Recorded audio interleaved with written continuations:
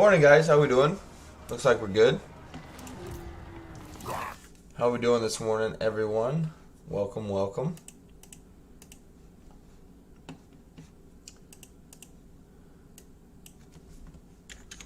Thank fuck it is Friday.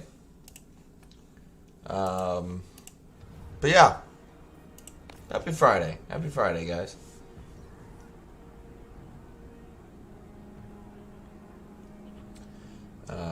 I don't.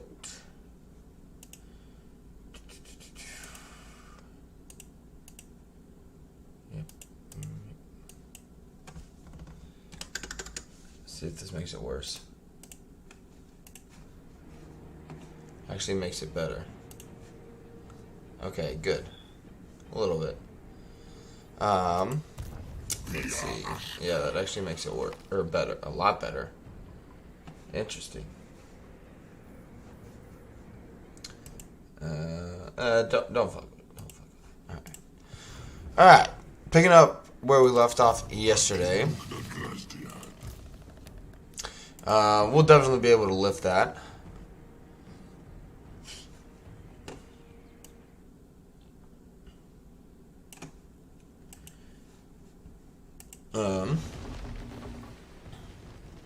Let's check buildings.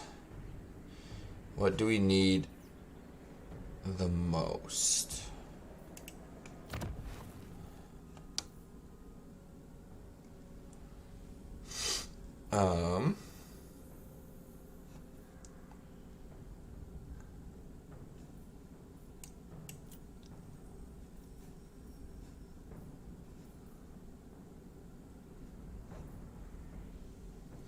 I guess we could get this building for Orion's army.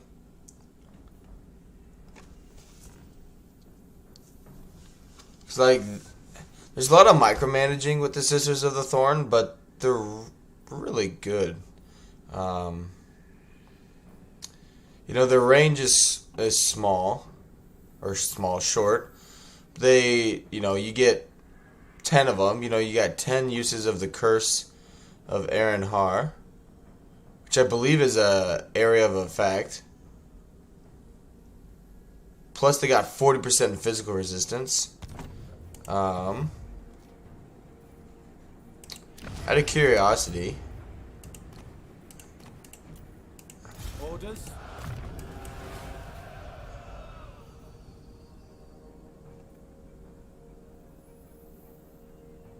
charge bonus and speed. Okay. Missile strength. Okay, so they don't get any more resistances then. Never mind.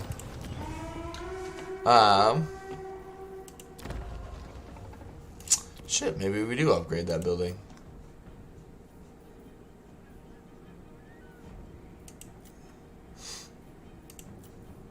Alright, so what's it gonna give us? Hero recruit rank. Forest health per turn. Yeah, sure, why not? Yeah, let's get some Zotes. Zotes are really, really good.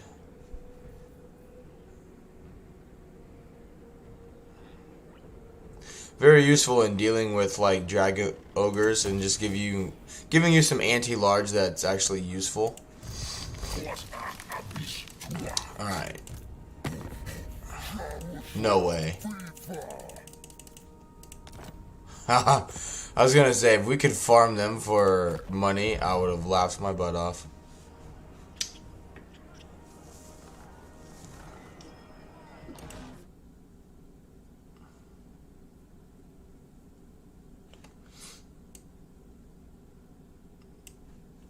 Alright, here we go.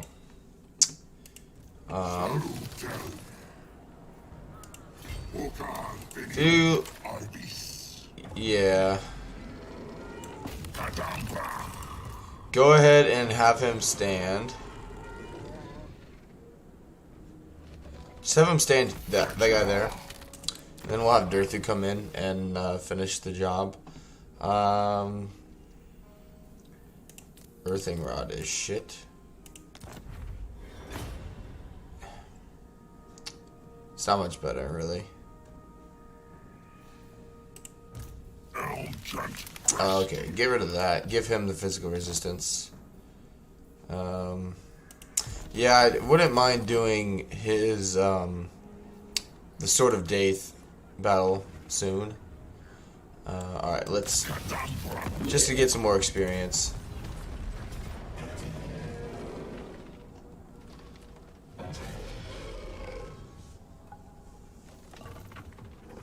We'll fight it manually just because we need to not take many casualties. And, you know, it's not necessarily a bad thing to start off the day with the battle. Kind of wake up the fingers, wake myself up a little more. Because I am exhausted. I think I'm sitting like right at, which is not even... It's not even like been a very long week compared to what we're going to go up against. It's just that compared to what I'm used to in the summertime, I'll probably hit like, I did 9.5, so it's like 28-ish. So I'm at like 35 or 36 hours already this week. And I'll probably have another 9 to 10 hour day at least today. Which, you know, 45-hour week is nothing, but it's just gonna get really it's going to get really interesting really quick because we're going to be working like a 10-hour day. Not next week, but the following week is going to be like the most unheard of thing ever. Because at a bare minimum, we'll be starting our day at 7 a.m. and going till I'd say probably at least until at least 7 p.m. at least.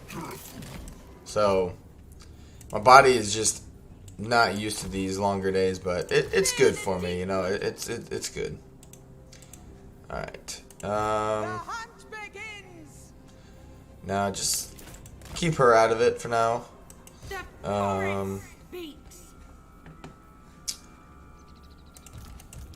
We have, but it does cost 6 winds of magic. Okay, then yeah, keep her safe. Just bring them over here. Alright, yep. They're over here. Just want to see how these guys do in melee. Obviously, we know from the last few streams they work really well in a excuse me, in a blob. But I just want to see how they do just getting right up into the thick of it. Because we got 20% ward save, 26% physical resistance. We're at 46 physical, plus 15% missile resistance. And once they hit tier 7, like gold tier, they'll get another 15% missile resistance. So even though they're slow as dirt, they can take a little damage on the way and be okay.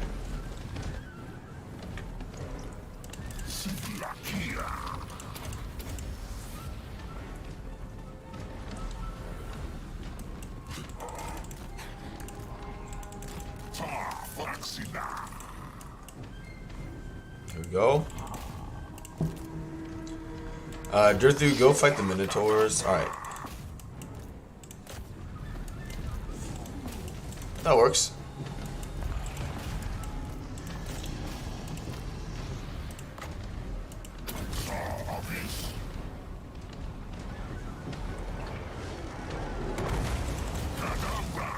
Nice.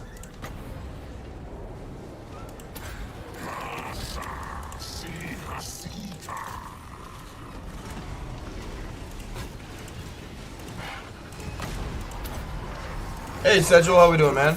Hey, no problem, Sedgel, no problem. Not a problem, bud. Which, it's Ungors. I'm not gonna value this fight too heavily. Because it's Ungors.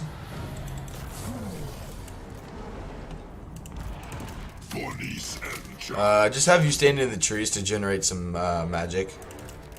He's not gonna get here in time anyway. So let's just get him to be useful. Durthu, snipe that lord.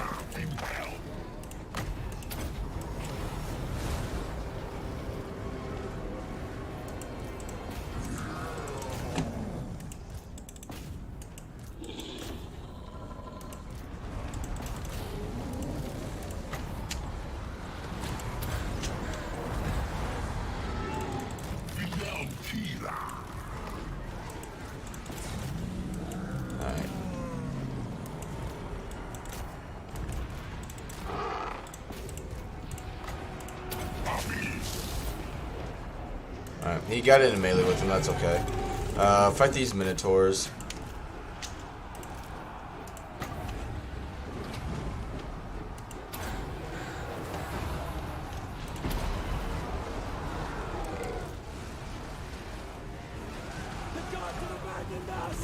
They're actually holding up fairly well. I mean, again, it's halberdiers, so it's not like it's a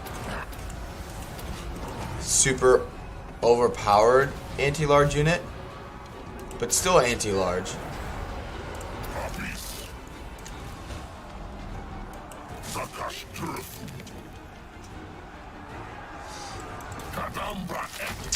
Durthu's struggling. We need to get Durthu some more resistances too.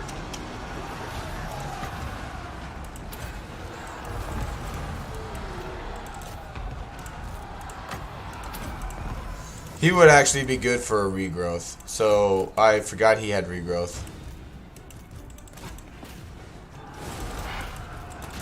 But yeah, they're not taking much damage.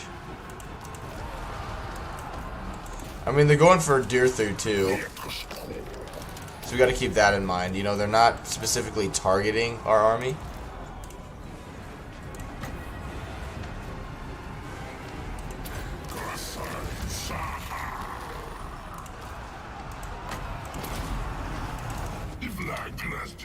Yeah, I don't know if he's gonna get here. Hey, Joe Buxton, how we doing, man? Welcome to the stream.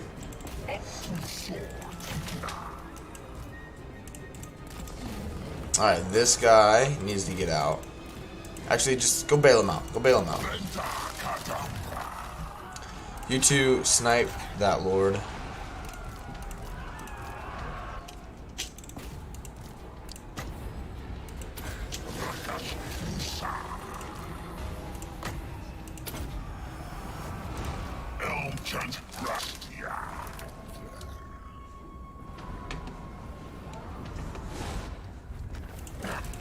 Good.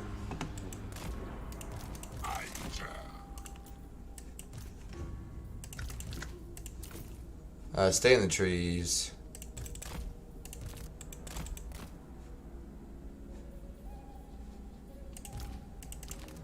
So you should be providing one too, right?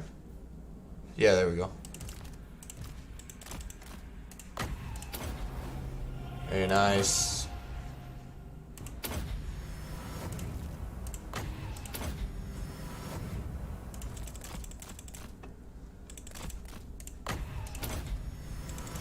Nice.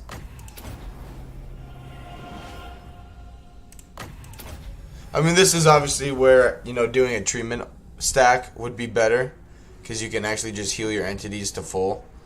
But we did come into this battle slightly damaged anyway. But yeah, I appreciate everyone being here so early this morning. Welcome, guys.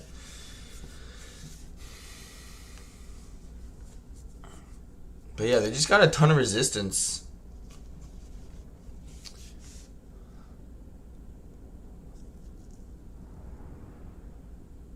They just, yeah, I said we didn't kill very many of them. A lot of these guys just broke right away.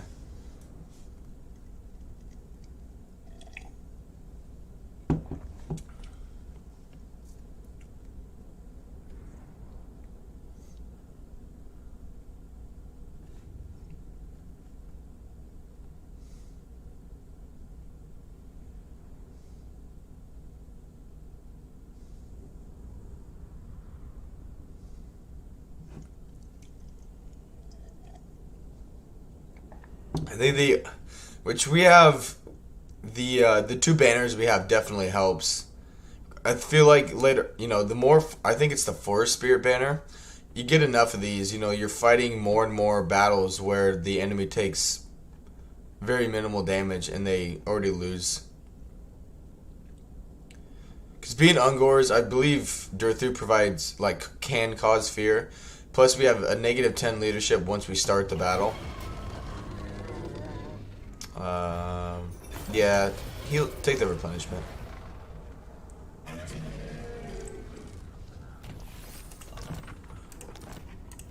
Damn, I was hoping to get another one.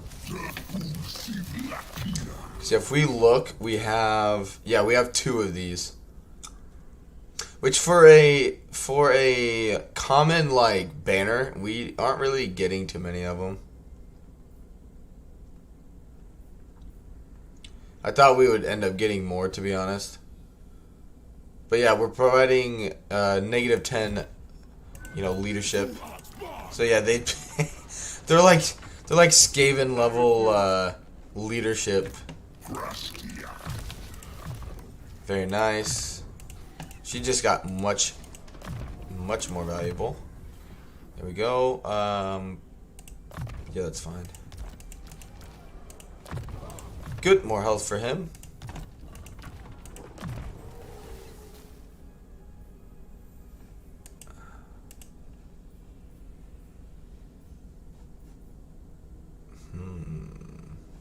Do missile resistance for him.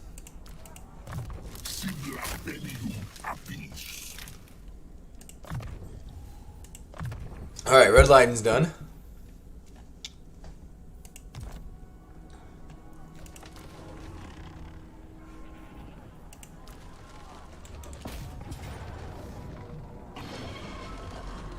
Because he's going to get wiped out anyway.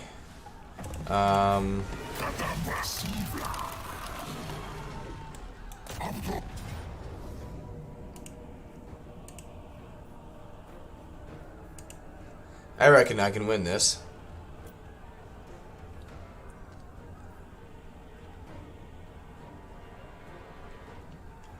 Get rid of their missile units, fight in some trees, we'll be fine. We'll be fine, But yeah, happy Friday, everybody. Happy Friday. Hope everyone is ready for me anyway. Excuse me. Excuse me. Other than one of my buddies is coming over and helping me work on my truck tomorrow. Other than that, I don't plan on doing anything other than eating food, probably watching some football, and playing Warhammer 3. Which, that reminds me, I do need to text him and see what time we're fixing this thing. But yeah. Seems like a good weekend to do next to nothing, Alright. I wonder if... I don't really... Okay. That lazy song by Bruno Mars style. Even lazier than that. Even lazier, if that's a thing. I wonder if I can. I can. Oh, this is gonna be fun. Just let some Winds of Magic generate here a little bit. I'm just tired. I was already, but I don't really consider this a job, but at the same time, I treat it like one. Because I enjoy this so much. I really do. So between streaming, I usually stream 2 to 3 hours in the morning. So we'll go on the low end. Say I only stream 2 hours, right? And then I work a 8-hour day. I mean, that's 10 hours. But then if I stream, my 2 hours or whatever, today it's going to be more 3.5, 4 hours. And then I work a 9.5, 10-hour day.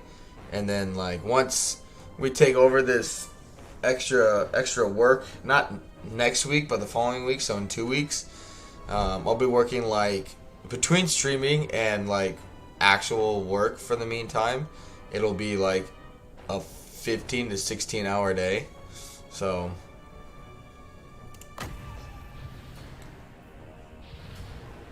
alright, let's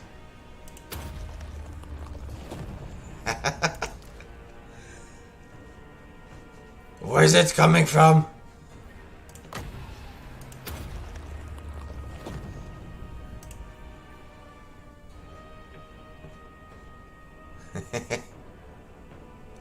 Come get me, bitch. Also, you know what? So yesterday, you guys will probably laugh at me for this, okay? But yesterday, right? I was on my break at work, and I was bored, and I was practicing my Skaven voice. Think about it a little bit. Try it, you know, at your house, wherever you feel comfortable. And other than, you know, having the image of like a rat saying it, it sounds like a horse just like neigh, you know. Like it just sounds like a horse.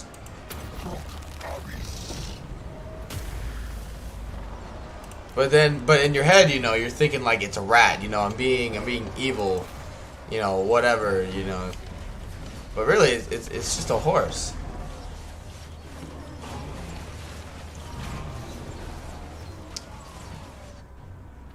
You're fine.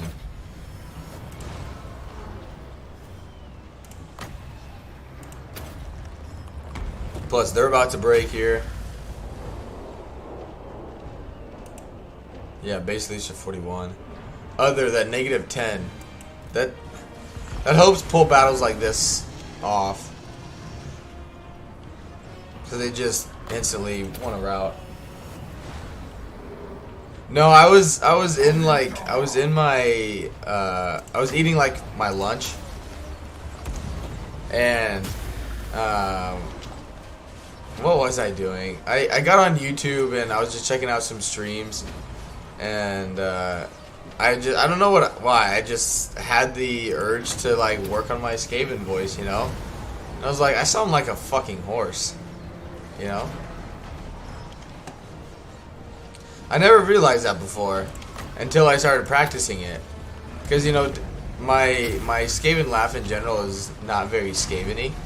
So in my Ikeclaw campaign, I remember someone was mentioning that I definitely need to work on my voice. I was like, that's probably fair, you know, I definitely probably do, like, and then I was like, I'm just gonna sound like a fucking horse.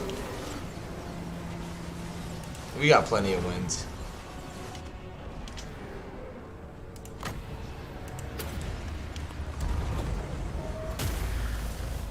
Nice.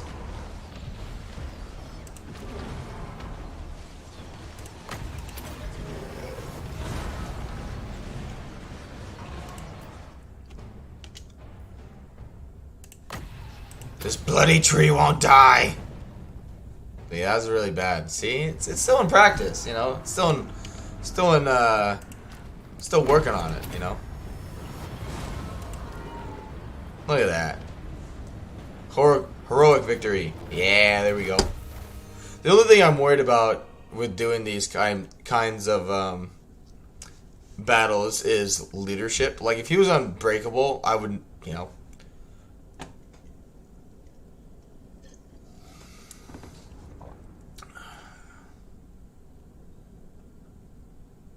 Because, I mean, plus once he gets leveled up, gets more experience, gets tankier, like, almost, excuse me, almost every battle map will probably have some form of a tree. Unless you're in Araby. Or, like, the Wastelands kind of thing. And yes, Chaos Waste, but... Where we're at, I should rephrase that. Where we're at and going to be for a while, we're going to be around a lot of trees. Sound like a man horse? Guess I'm ready. I am excited to try Beastman out.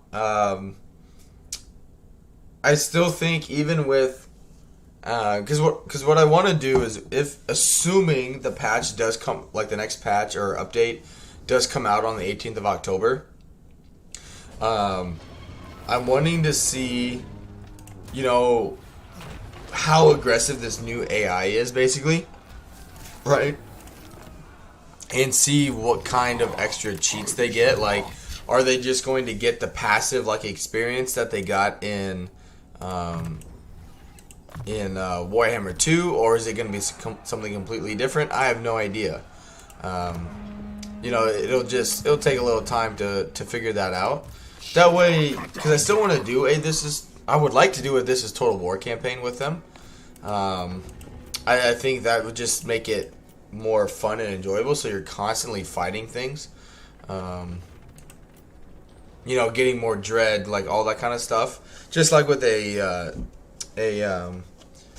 Khorne campaign, like not fighting battles in a Khorne campaign is not only bad for your campaign, but you know it's just a very, very boring campaign if you're not fighting something. There we go.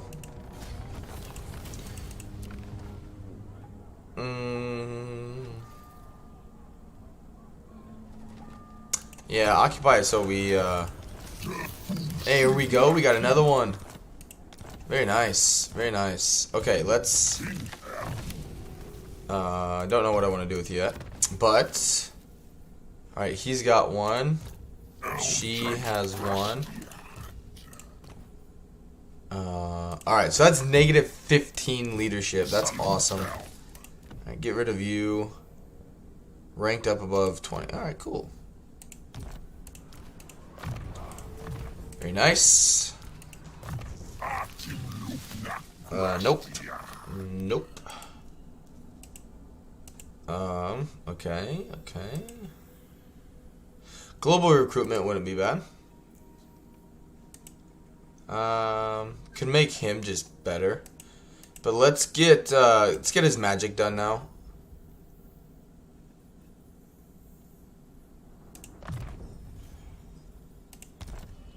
Oh shit.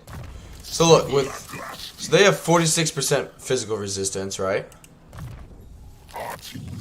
This can give them another 20% plus more melee defense. And with this ability, I could cast this for dirt cheap. Okay.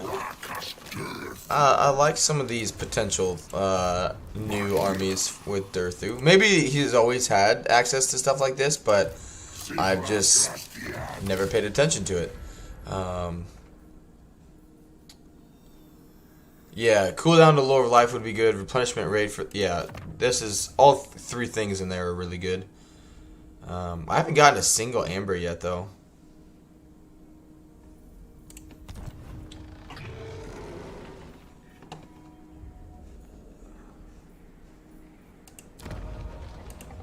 Let the hunt begin. Alright. You're done. Okay, yeah. This guy needs to come over here. What?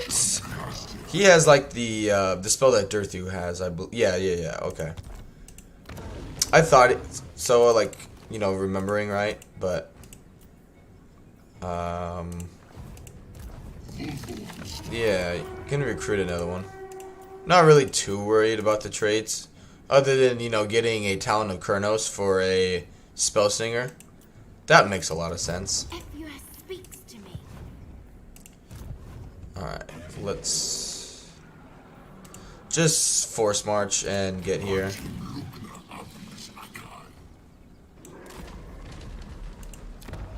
My journey. There we go.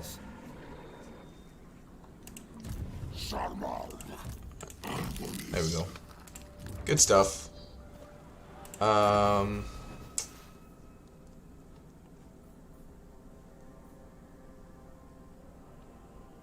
Hex is an area.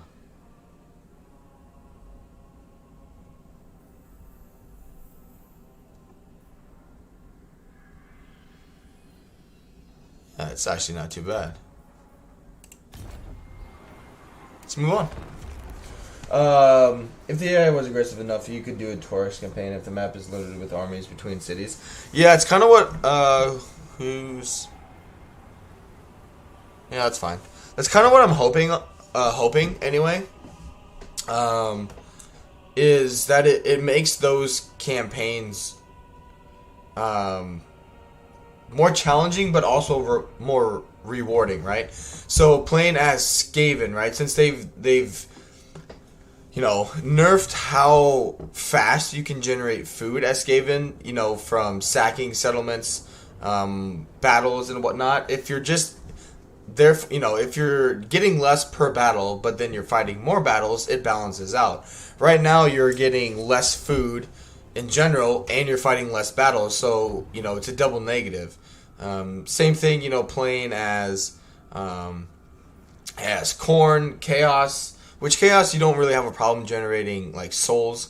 But, you know, it's just, you know, it just plays into those mechanics more. And it makes up for some of the changes / you know, depending on how you look at it, some nerfs that they've implemented into the game, right?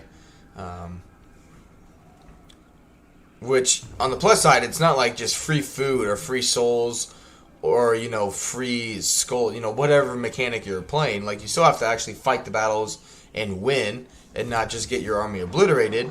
But there's a risk to it, but at least there's a reward to it too, you know what I mean?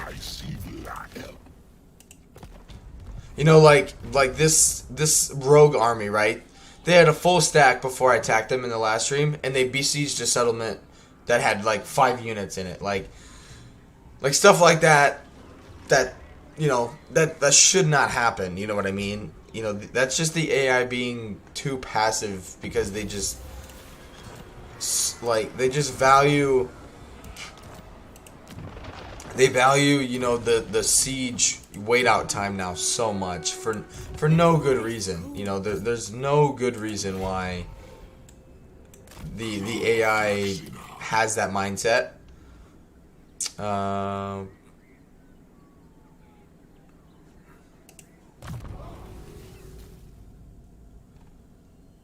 You can get them for everything with each Treeman Lord. Fuck yeah. Hush, listen, Eldrazor, honor me. Good shit. Alright, you're out. You need one. Is this a joke? Nope. Good, this will increase our capacity, so we can get another one for him. Very nice.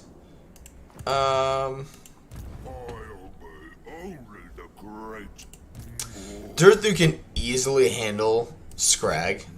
Like, not worried about that.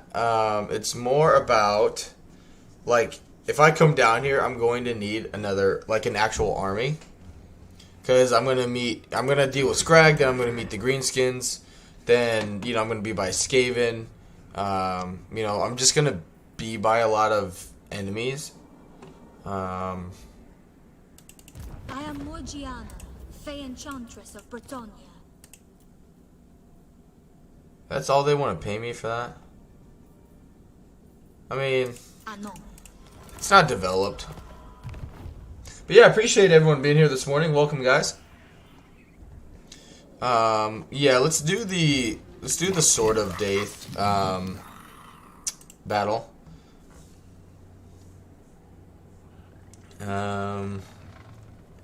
We do need to sack some cities, which I can always bring this guy over here and, you know, come help out, while this guy kind of, I don't know, just follows Durthu still, I guess. But anyway, let's do the Sword of Daith. Yeah, it's not going to be a difficult fight. We just need to get rid of the Mortis engines, and then we'll be fine. Which there are quite a few. There are always quite a few in this battle, I believe. Yes, it is wooden lightsaber time. But yeah, usually we don't hit this turnout for like another hour and a half. So yeah, appreciate everyone being here. It is Friday. But yeah, thank you guys. I appreciate it.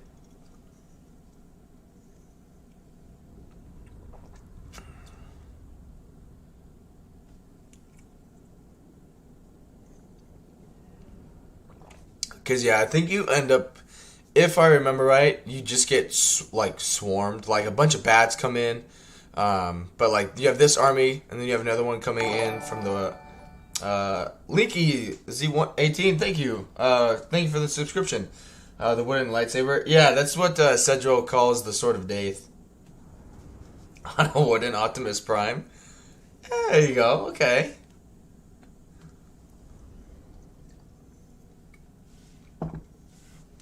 I have not heard the Optimus Prime one before, so that's a good one.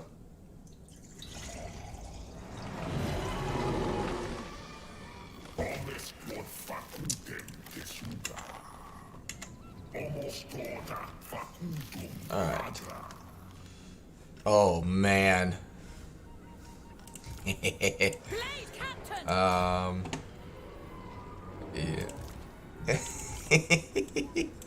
What? Oh. Okay. You go over there.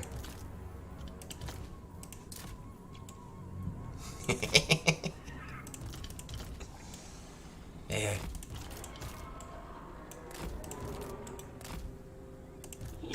Very nice. Very nice. Alright, you... She's on a horse.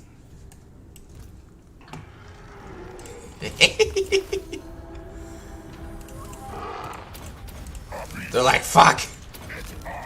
How'd they already get here?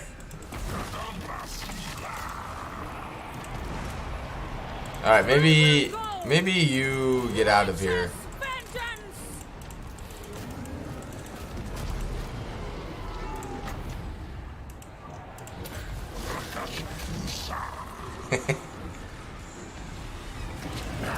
When it happens, when things happen like this, it's very enjoyable.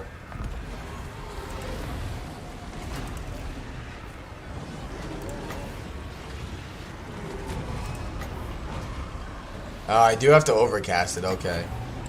Do have to overcast it. Blade Captain! Obviously fighting in the trees would be better, but Yours to command. I didn't want to do that. Onward. Very nice. The forest calls. Alright, we just need to get rid of the Mortis Engine. Mortis Engines, I should say. Quickly. But yeah, here come the Talon of Karnos!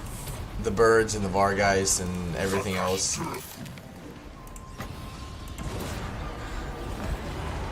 Which obviously the big issue is just the fact that it regenerates, but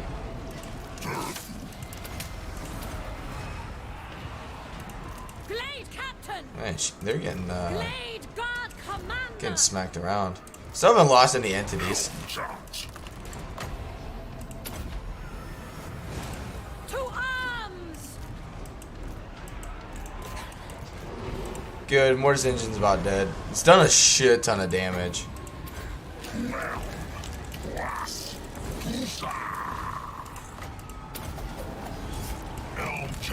There we go. The only bad thing is too, I won't be able to regenerate probably to full because they crumble. Thank you, Croak JP, for the subscription. Thank you, man. Hey there, you got your VOD recommended. Good luck with streaming. You rock. Hey, appreciate you, man. Yeah, thank you guys for all the support. Thank you very much. Yeah, if you guys haven't seen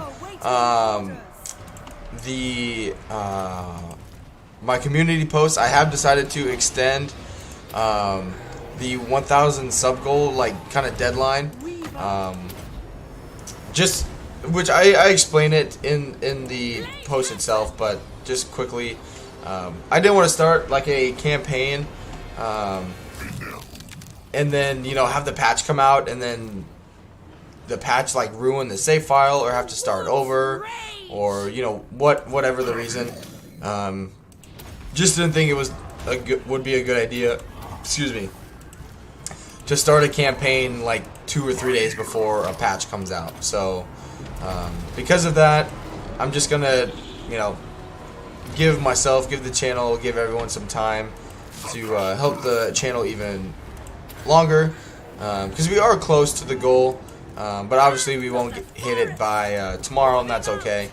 But anyway, that was the announcement from yesterday. In case you missed yesterday's stream, nothing too crazy. Spellslinger.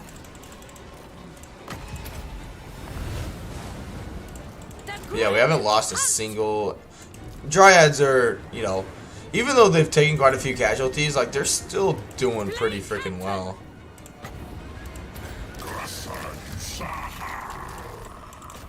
I don't know how many of them are actually fighting versus not fighting. No, you snipe. Alright, he just crumbled.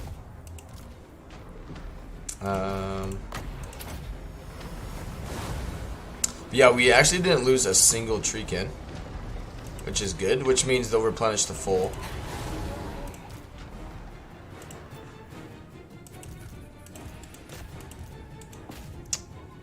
Yep, they're fine. Plus we have Life Bloom with her. Very nice. Almost got her to full as well.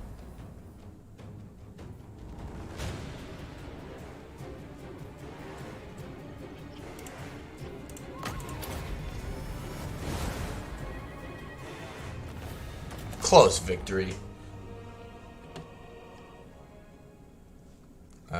I guess because technically I don't have that many entities. Yeah, okay, I can see why. You know, it'd be like if you have 18 or 19 treatment and you lose 4 of them. You know, they're gonna think, oh yeah, you lost almost 20% of your units. You know, you suck.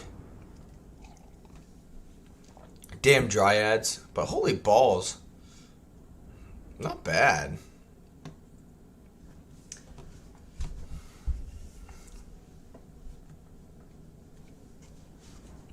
But yeah, I'm glad YouTube is sending, giving out more impressions to more people, and everyone's able to check it out. Definitely, like, we're still gaining a few and then losing a few at times, but by and large, at the end of the day, we're gaining. For every 2 we gain, we might lose 1. But we're still at the stage where people are still kind of in the testing stage in terms of me as a streamer, as a content creator, that whole thing. If they like how I play, all that stuff. But yeah, take the replenishment. But we now have his wooden lightsaber, as Sedgewo would say. I love how the items just immediately apply. That's so nice. Good. Regrowth. Yep. Make him a little tankier. Make you stronger in melee. Sure.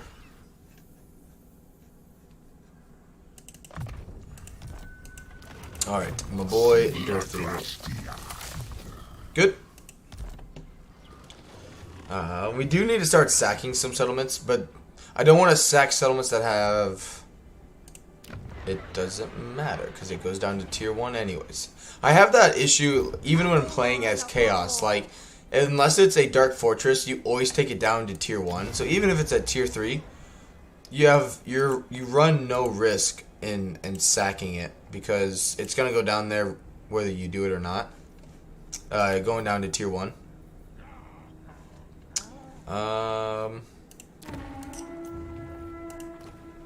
Nope. Okay. Do we just save the money then? I think we just save the money. I like that, in the mountains too. Yeah. I don't want the Glade Captain on an eagle though.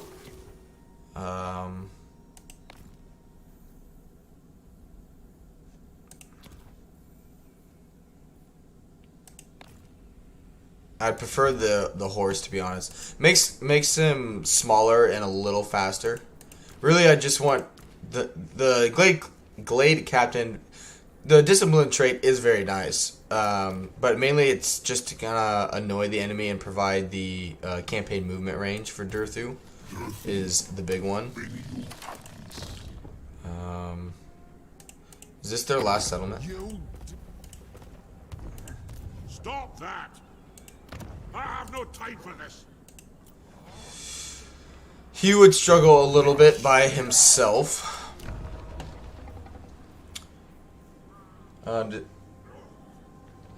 Yeah, the Glade Captain gets the Great Stag. Yeah, it gets the, if I just go to the skills, it gets the Steed, the Great Stag, and a Great Eagle as a mount.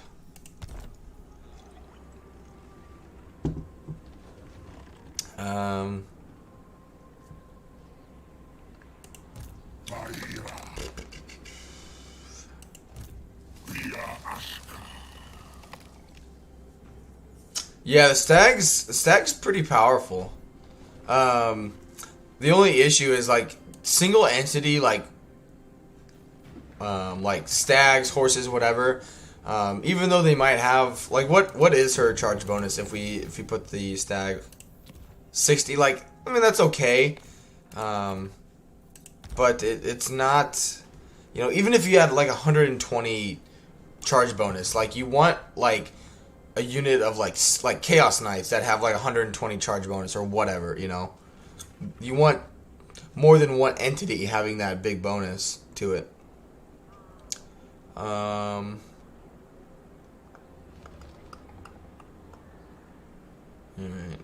Yeah, I want to sack some settlements. So let's come over here.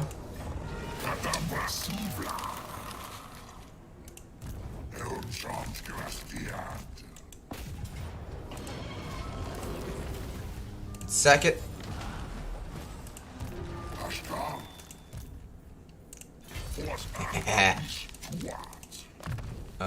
Yes, very nice. I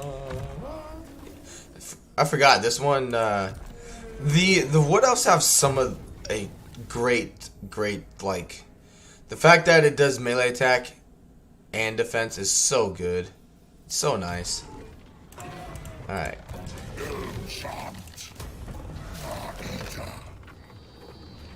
Yes, sir. We got the money, so why not? Save the growth. I wonder, No, I don't border them with anything. That's fine. It's very satisfying watching stags charging. Oh yeah, 100%. And that's what I mean. Along with it, you know, it's just more satisfying to watch, like 60 units or whatever the unit is charging in versus one entity charging in. You know what I mean? Kind of give you some like Lord of the Rings, like Rohirrim charge vibes. Instead of, can you just imagine if it was only like Theoden charging into like the hundreds of thousands of orcs? Like, I'm coming at you, bitch.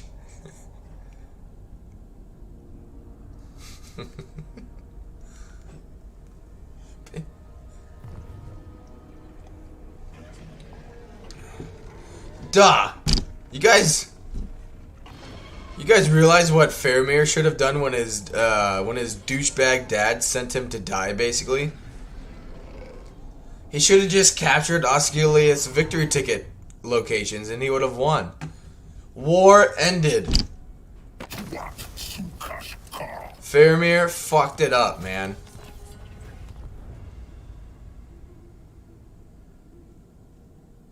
He should have, you know, just put on a elven cloak.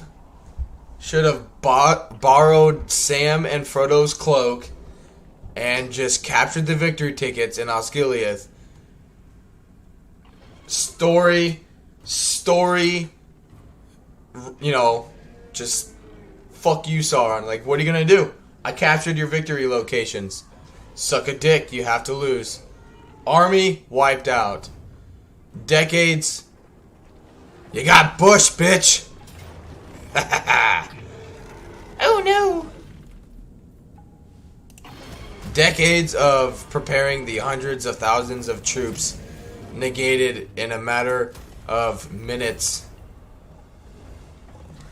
Game changer, folks. Game changer.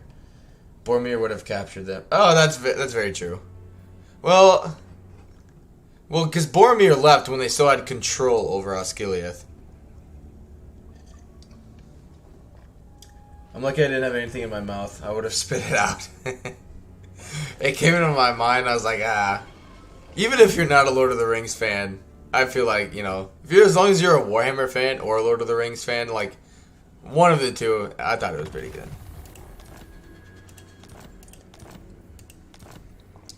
A unicorn? Alright.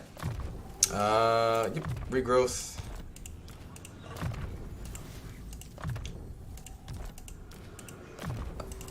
Good. Good. Alright. Yep, that's not too bad. Alright, let's do the same thing with them. Especially if the ring sneaks into Mordor and capped it. That's very true.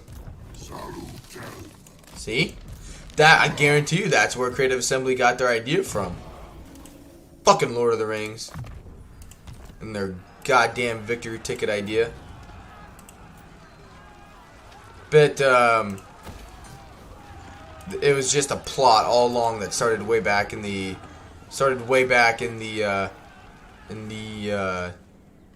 what was it, 2000s when the first one came out. It was all just a ploy, man. They're like, hey, in like a decade, we're going to employ victory tickets into a game. And they'd be like, I don't know, man, that's a risky business. They're like, no, it'll catch on, it'll be fine, it'll be great. Alright, we can get rid of one of you. Give me some movement range, please. Guide us on.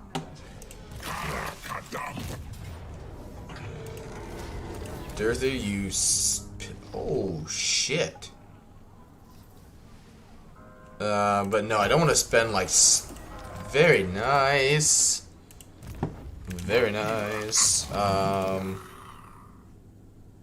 Yeah, it's just faster. Give her a force spirit. So yeah, now we're at negative 20 leadership with this army. That's awesome. This army is just unbeatable. Not only in terms of strength, but the enemy would just rout, you know, at the mere sight of you. You know what I mean? Like, it's a combination that they're really tanky, they're really strong, so they don't die, and you know, you can't fucking kill them. Absolutely not. Cause yeah, Durthu. Let's see, just to make sure I am right. So there's 5, 10, 15. Yeah, negative 20.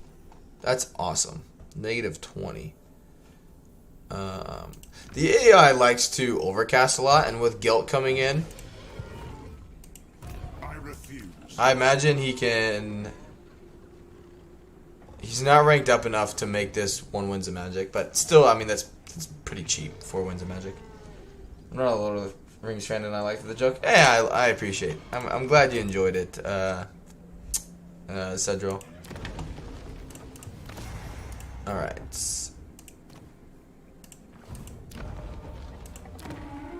I'm building it. That's right. Okay. Yep. I got some time before I can increase those. But shit. Yeah, let's get rid of these 2. And get 2 more of those. Still don't know which, you know, upgrade aspect or whatever I would want. Because they don't do much armor piercing anyway. So I really don't want to take away the armor piercing they do have, but at the same time, making them tankier and giving them a bonus versus infantry wouldn't be the worst thing in the world.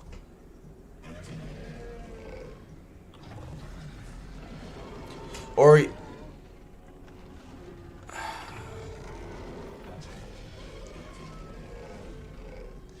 Yeah.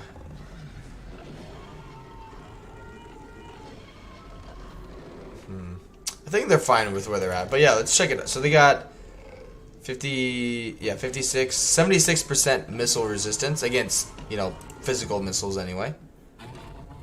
I do need to get Durthu moving places. I would like to do the Force of Gloom one first. But I need to get my other army over here before Durthu leaves. Because I'm getting to the point now where we're expanding a little more. Yeah, and I just can't... I can't have one army trying to put out all of these fires.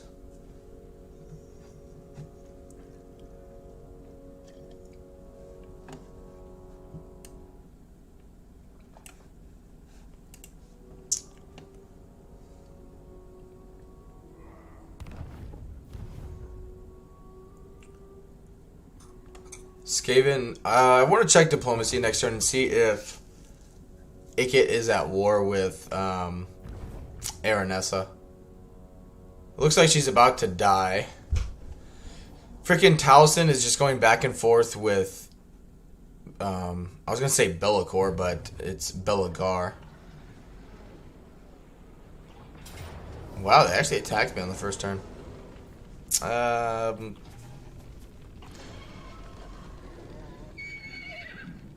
Yeah, that's not worth it. Wow, we actually did a good amount of damage to them.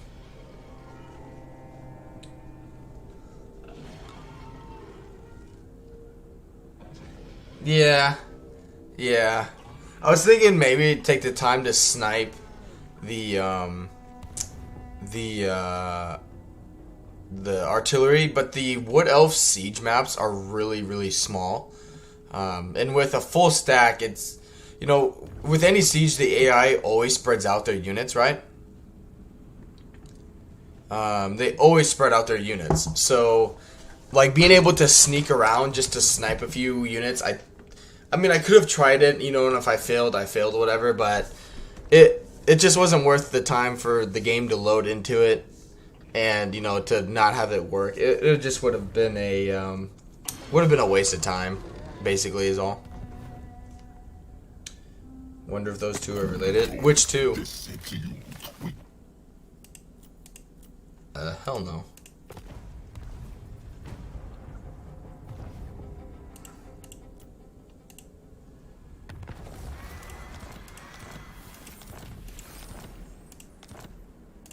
Alright. Oh, Be'lakor and Belagar? I don't think so. I would wager that they are not related. If they are, wouldn't that be just such a giant fucking plot twist? Be like, hey, by the way, come meet my brother. He's arguably the worst thing ever to happen in the Warhammer universe. You see, that would be some shit. You guys remember the TV show Maury? I think I'm pronouncing it right. Or Mari or Maury. Like, was it Pokovich or Pavovich or something like that? It was like the it was an updated version of like the Jerry Springer show. That's probably easier to remember. Povich, yeah. Wouldn't that just be the ultimate like Maury Povich? Yeah, that sounds right. Like TV show where like Belagar, you know, is sitting down talking about you know, that he always wanted a brother or whatever, and he's like, well, guess what, Belagar, we found your brother. And it's the first made demon prince. Deliver your mission.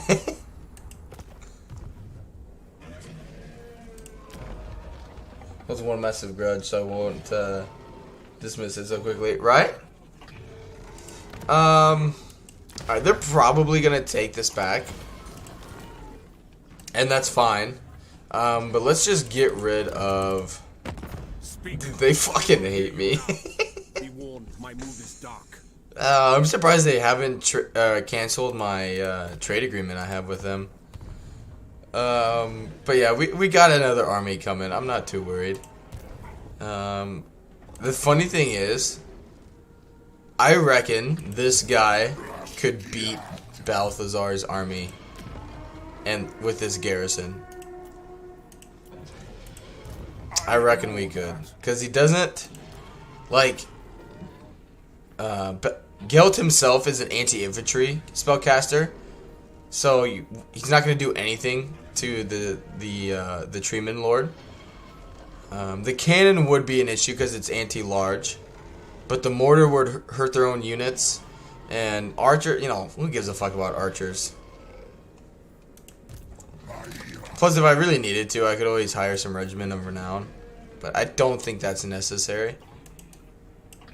The only thing is he's not immortal, so I don't want to risk it, but at the same time I kind of want to risk it. You know what I mean? What are Durthu's victory conditions? They're pretty simple. The first one, it's really easy to do. I just haven't focused on it. Someone else actually knocked out the Barrow Legion or Heinrich Himmler. And then just occupy, loot, raise, sack 30 settlements, and you get a hero capacity plus 3 for all heroes, which for Wood Elves, that is really, really good, because you are capped pretty early on in terms of how many heroes you can get. The long campaign, obviously you have to achieve the short one, which you will do, but then it's just occupy, loot, raise, or sack 70 settlements, doing like the Oak of Ages defense battle, and then do healing all of the world route locations, and then you get a hero recruit rank plus 10. Excuse me. But I mean, I feel like once you get to the long campaign victory conditions, you're probably already at your hero cap. So you know, you're already at your hero cap, and your heroes are probably already ranked higher than level 10 to begin with. So this would be, I don't know, I feel like should be like Lord Recruit rank 10 instead of Hero. But the short one is really, like, the short victory condition one is really good. The long victory one, I don't really care about that one too much. I refuse. I wonder if I'm going to take Nuln, and I wonder if I can sell it back to Carl and see if that'll get him to like me.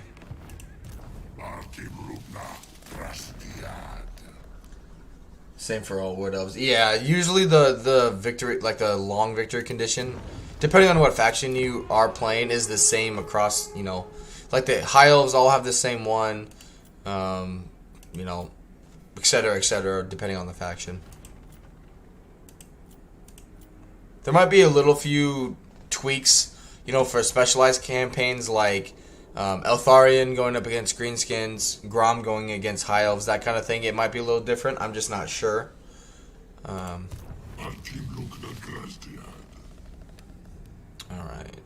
Because, yeah, we need to come this way a little bit.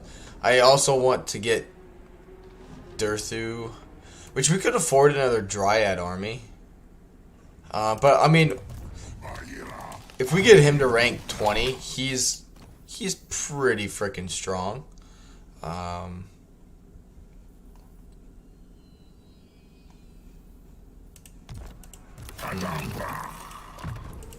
Could give you that, I guess.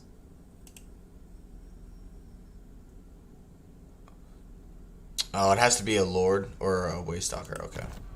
Well, Waystalkers are garbage. I guess I could... where is that building?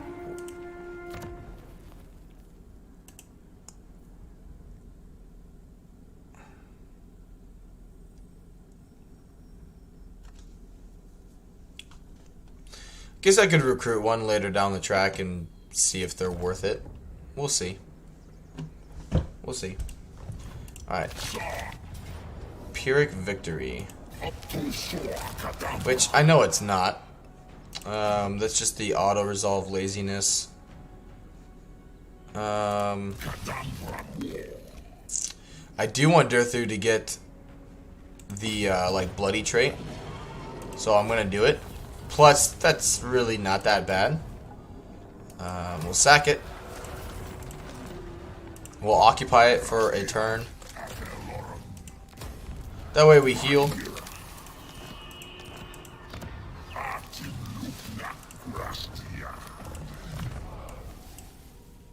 Very nice. Yes, very nice.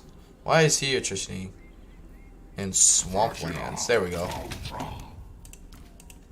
Get you out of that real quick. Good. Yeah, just make him, actually.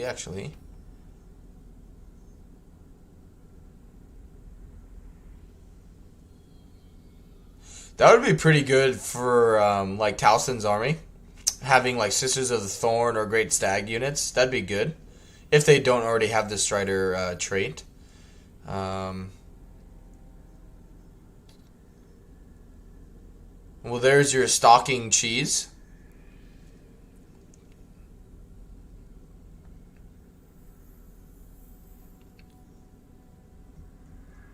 But yeah, none of those are really that good for what I use him for, or use them for, I guess. Magical reserves is good. All right, so yeah, just give it a turn. We'll repair it because why not? We'll be nice and repair it for. Who knows? They might not even want to buy it from me next turn. We might end up having just to straight up go to war with them. Who knows? But yeah, I need to increase my hero capacities very quickly. This will be good for replenishment rate as well. Help with income, help with the cooldown for a lot of the spells I've been using.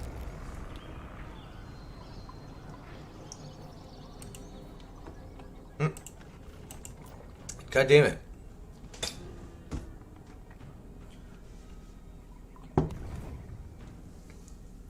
But yeah, if you guys haven't tried them out yet, I definitely would recommend a Wood Elf campaign. You know, try some new things out instead of, you know, like Treeman, you know. I mean, that's what I'm doing with the Treekin. Yeah, we ain't gonna. With the Treekin armies, you know. Now that you can afford more armies, you know, and you're, you know, the Wood Elves were definitely a like single entity Doomstack faction just because you didn't have that many armies or couldn't afford that many armies, so you needed to make sure like every army was just unkillable, right? But now that you can afford more, it's, you know, you can, you know, test things out a little more, you know. Which the Treekin army auto resolve is really strong. Fighting manually, like battles manually, is really strong. I haven't really struggled yet. They have magical attack, which they would their weakness is magical attack. So I am not sure how they'll handle against chaos. I imagine they'll struggle a little bit.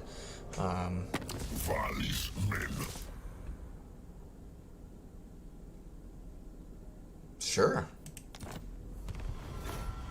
I mean, I don't really want to keep going this way. I want to come back south, so if I can, you know, as long as I keep my strength ranking up, that's the big thing right now. Is I have a lot of the Empire fucking hates me because I've been shitting on a few of them. Yep, do the leadership and control. So, here we go. As long as I'm basically nice.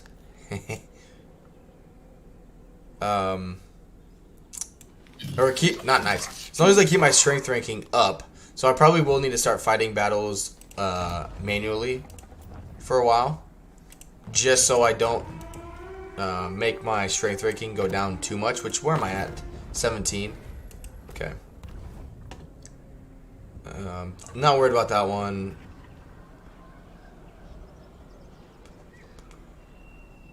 Good, yeah.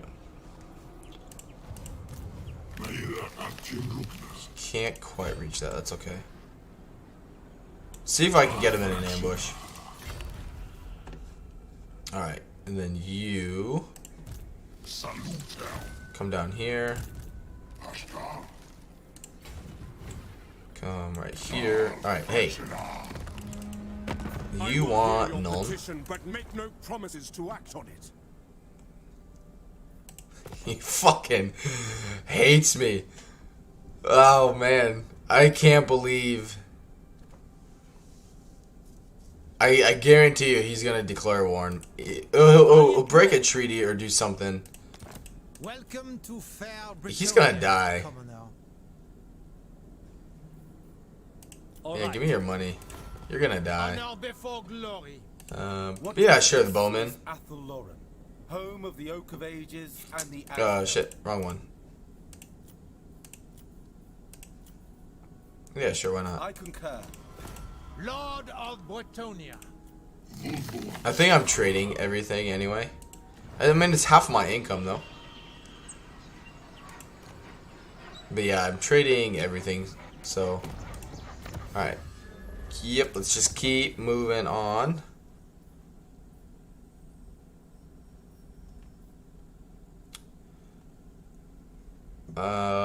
Construction costs would be good. Spell singers.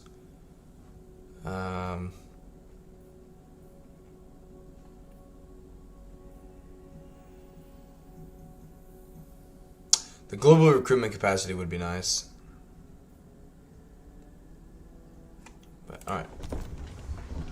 Alright, let's see. What? Buildings just take frickin' forever. As what else? Oak of Ages is growing okay.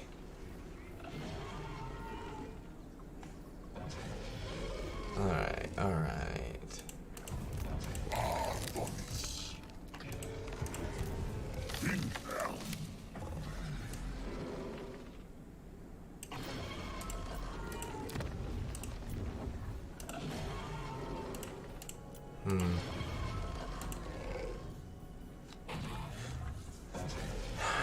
I need another army. Speak. If I go to war with Be warned, my mood is dark. Kazrak. Nope.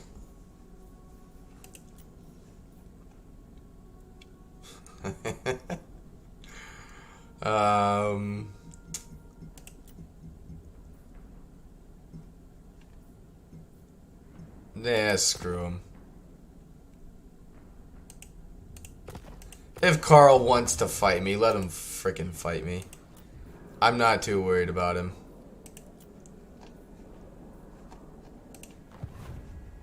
Let's just move on. What are they gonna do? Is Vlad still alive? I believe so.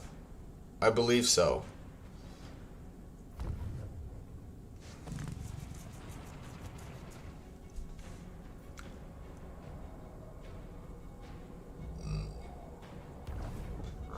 Moment of truth. Coming up here very shortly. They gotta... Oh, that's a little, janky. Blubberbait. Quite the name there, Ellie.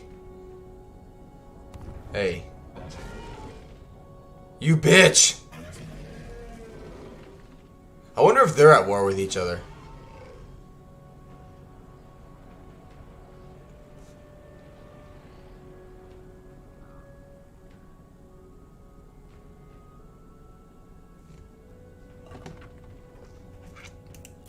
Apparently not.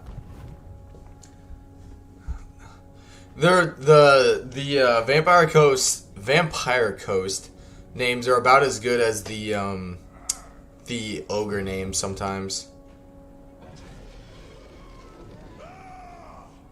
They went to fight. Okay.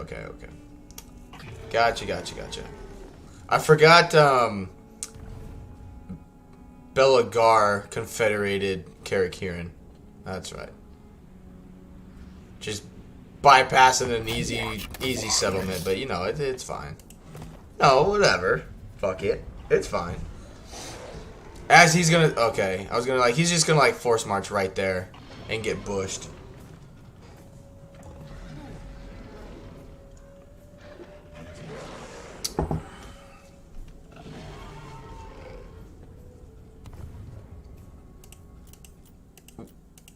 Wrong button.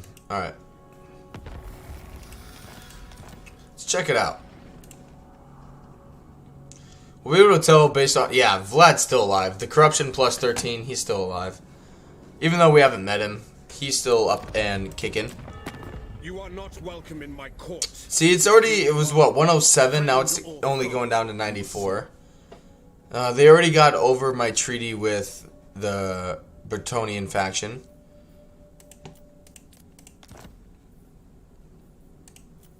They want me to pay them almost $4,500 just to take it off my hands. Yeah, you can go suck a fat one there, Carl. Wissenland, alright. Can build that back.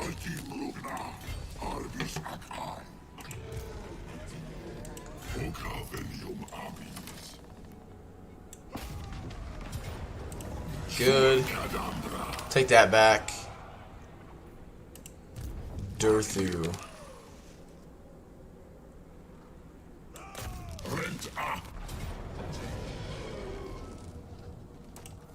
See how it does.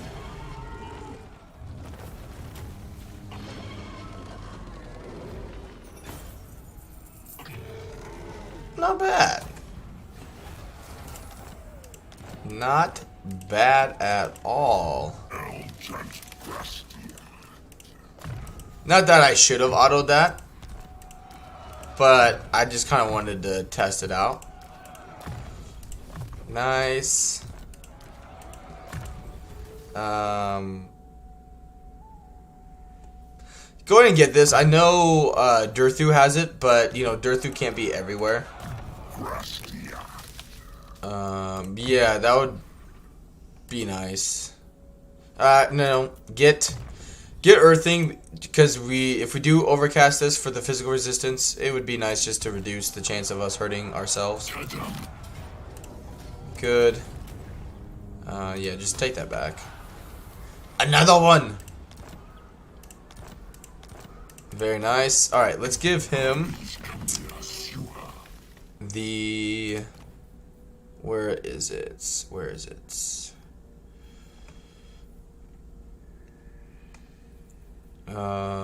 This one. Yeah, the reinforcement range. And then give Durthu the force spirit. Alright, so we got 1, 2, 4. Negative 25 leadership in the region. Very nice. Alright. Now his magic is sorted.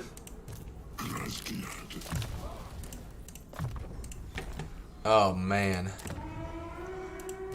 I can't wait till we fight another battle manually with Durthu and just see the enemy leadership just freaking tank.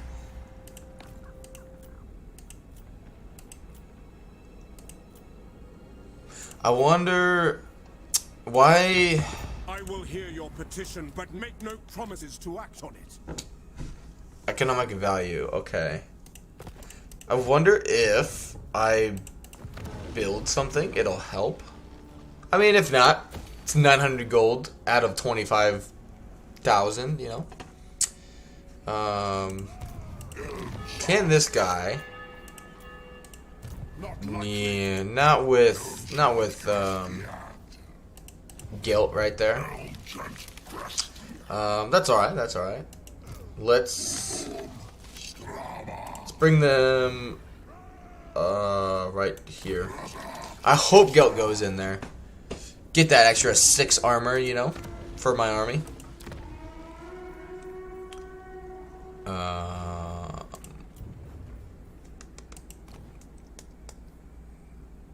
Nope. Fleet-footed would actually probably be the better one to get. Yeah, let's move on.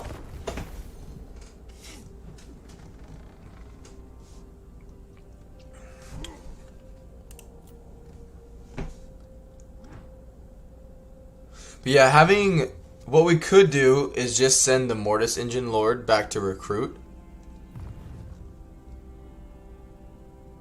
Because now that we have two armies up here with Durthu's army is unbeatable at this point. Unless there's like 4 or 5 armies that show up, which is not going to happen at this stage. Because he's very strong in auto-resolve.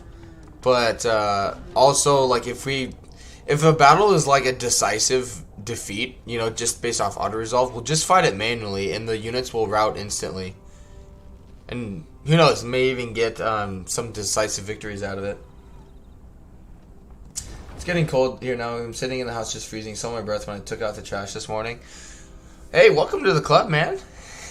Yeah, in Alaska, in the mornings right now, it's been like this week actually hasn't been too bad, but it's been like anywhere from like 25 to 30 degrees Fahrenheit. But yeah, we'll probably get snow here within a few weeks.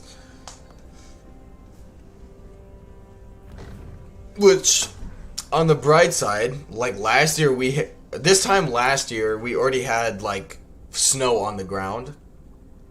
So at least we're not at that stage yet.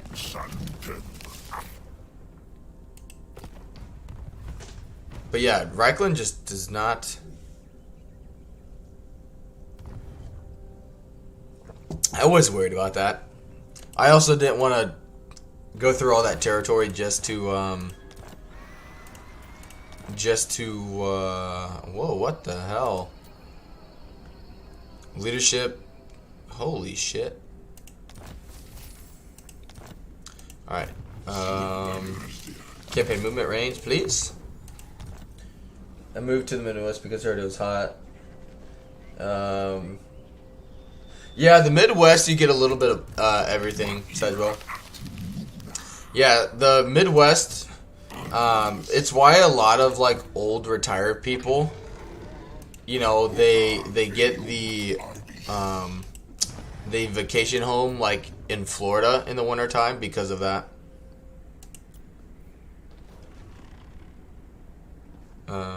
Get you a spell singer. Because in the wintertime in the Midwest you still have the god-awful heat. But then in the wintertime you also have to deal with the god-awful winter, like snow. The bad thing too is in the Midwest you have like the hard pack, like wet snow. So it's very difficult to kind of move around. Where in Alaska the air is very, very dry up here. So it's very, like, you can't even make a snowball here in Alaska, typically. Because the texture of the snow itself is just very light and fluffy.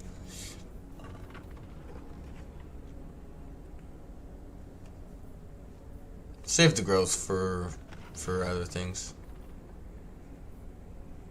Because, yeah, it doesn't increase the capacity for them. When you are cold, you can put on another hoodie. When you're hot, there's... Right.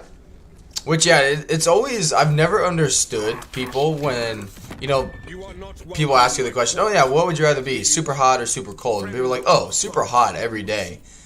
And I was like, are you stupid? Like, you can always put more layers on. Whether it's clothes, blankets, whatever. You can only ever take so much off before you're just bare-ass naked. You know what I mean?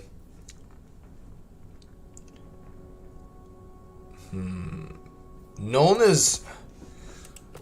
So this is tricky, because I don't want Nuln. I want them to be happier with me, but it also gives them access to artillery very early on. And I want to deny them that privilege. So yeah, it's staying with me.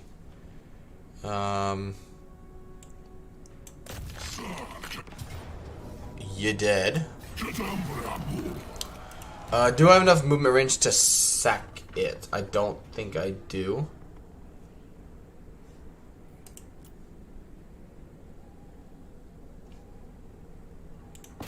No. Plus, it's not worth anything. Very nice. Say, this does nothing for me. Like, I don't get a garrison here.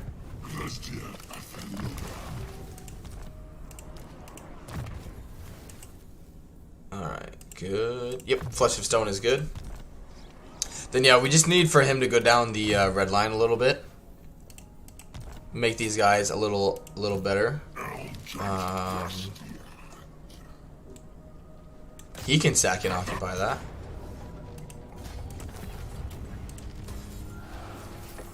Because that should count, I believe. Yep, it did. Nice.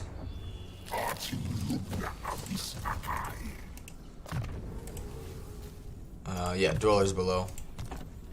Good stuff. You got tons and tons of money. Alright, in this case, since we do have a lot of money in the bank, let's just recruit the Lord. And start recruiting an army for this dude.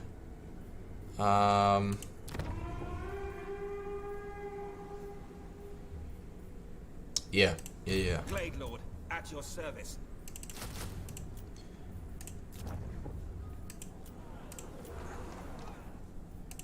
Can I offer assistance? Beginning my journey. Don't have time. We got the money. Let's get it going. Make it, I don't retain heat. I'm skinny. Well, see, I'm fat. So, I sweat too easily. So, you know, when it's like brisk all day, you know, there's a little bit of a breeze, the air is pretty chilly. I'm the douchebag that, you know, it's like 30 degrees outside with their window down driving in town, right? I'm that guy. Okay? Because, yeah, fuck the cold, you know? You know, like in the wintertime, my beard will, like, by the time, like, because in the, like, middle of winter, it'll be, like, -30, -40 degrees Fahrenheit, right? So, like, I can walk outside to my car, right, to start it up in the morning or whatever, and my beard will, like, be frozen, you know, be frosty kind of thing, right? And so, like, for me, like, I don't mind it, you know? Like, growing up in the Midwest, like, plus, like, there's no humidity up here, so, like, growing up in the Midwest, dealing with humidity, my fat ass, you know, would shower, step outside, and I'd have to shower again, because you wouldn't be able to tell. I even cleaned myself, because I'd be sweating and so disgusting. Nah, fuck them. Bring it on. Lemon is a meat and potatoes kind of guy. You might say that. They're gonna take it. I wonder. Oh, never mind. Yeah, I can't win that. I was gonna say if they just besiege it, I was gonna see if I could just sell it to the Fae.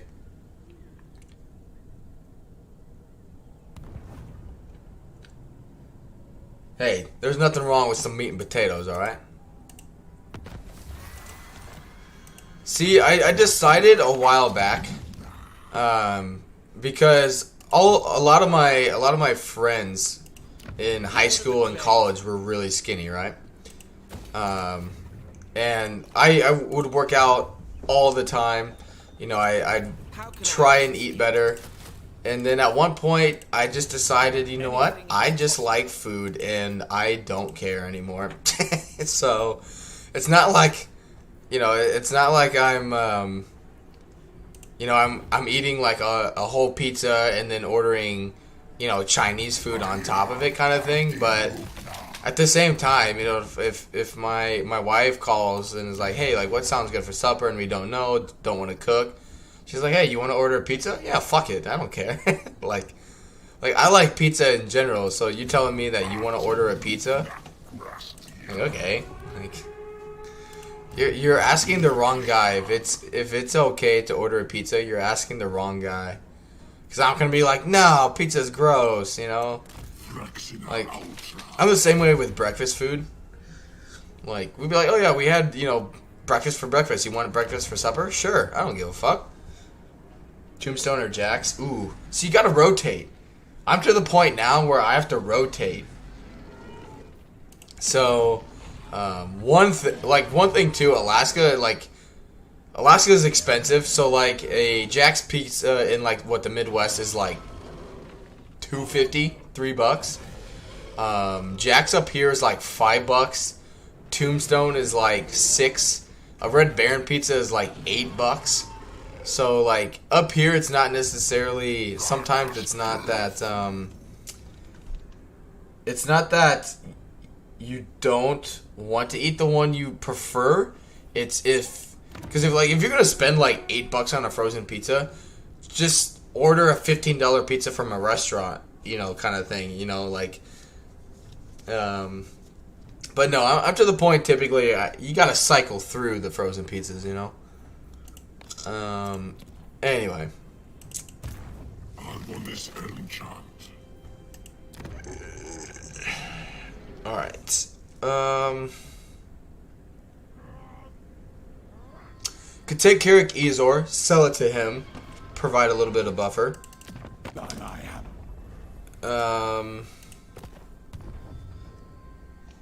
Because, yeah, once coming down here, like, we're obviously at war with Scrag, we're at war with Ikit. I imagine Aranessa would declare war on me. Morgar's a problem. The Greenskins have declared war on me. We just really need the third army over here. But close victory with this. I want to fight it manually. Just because we need to limit our damage, and also I want to see... Because we got 5, right? I believe we have 5. So it'd be negative 25 leadership. But in general, if price wasn't an issue, I would pick Tombstone. But if I'm like... I mean, Jax isn't bad. Jax is good, you know. I'm not saying Jax Pizza is bad, but if I could choose, I'd choose Tombstone. You get the Jax is really crunchy, which I like. But you know, it's a Jax Pizza, so there's like nothing on it. Which Tombstone is a little in between. You know, you get a little more bang for your buck, and it's also crispy. And Red Baron is just if you're just classy, you know, and trying to impress somebody. Red Baron is like that high-end, you know, frozen pizza where you just don't give a fuck about money kind of thing. Like, yeah, fuck it. It's a, you know, $6 up here, $8 frozen pizza. Yeah, fuck it. Alright. Time to get up in that face. Bitch. Alright, you need to be off fire at will. Highborn Captain ready. It's not as good as the Sword of Daith quest battle, but you know, still.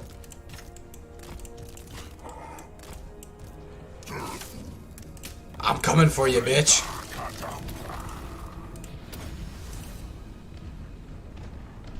Other negative 20. There it drops a little bit. I thought I had 5. 1, 2. Did it not apply? I thought it was negative 25. Oh well. Fuck them up. Birthday one starting tomorrow. Will there be Red Baron nasty? I don't even know you. You just gotta cook it right. You're just a novice in the realm of in the grand scheme of frozen pizza cooking. You just don't understand. there's an art, okay? There is a very fine tuning to the frozen pizza making process. Like, if there was ever a frozen pizza, like, making contest, guarantee you I'd be a fucking world champ. Just not, like, an American world champ, alright? Like, fucking world champ. Look at these fucking pussies. That was it. That was far. I'm sorry. Didn't need to go that far, you know. Didn't need to throw down the hammer on them that hard. Yeah, these guys, they just don't have any. They just route. Hey, thank you, Azure Storms, for the subscription, man. Appreciate the support. Birthday month starting tomorrow. Will there be a birthday stream? Yeah, probably. So this is the problem that I'm worried about, right? If I bring up my calendar, right? So next week is a typical work week, right? No worries. But the 10th is the first day of taking over all of this extra work, and we're currently understaffed, or will be understaffed at that time, by 18 people, right? So on the 10th, I start work on the 10th. Our schedule has changed from like 7 a.m. to 7 p.m. On a good day will be a 12-hour day, right? My birthday is the 14th, and so in 2 weeks.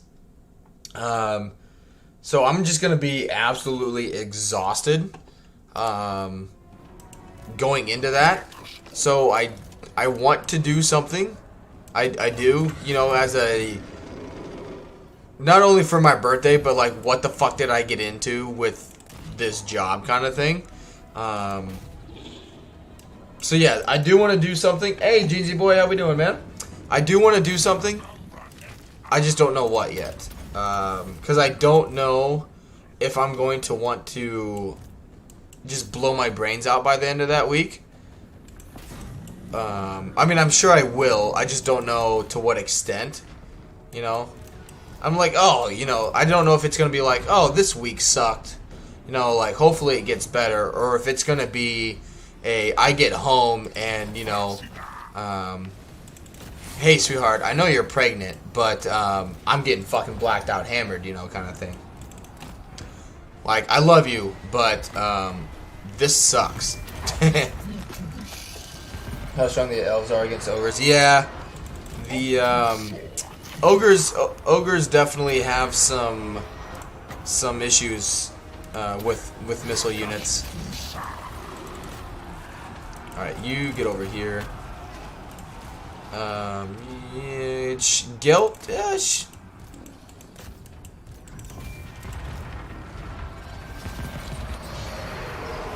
Yeah, he's definitely overcasting that.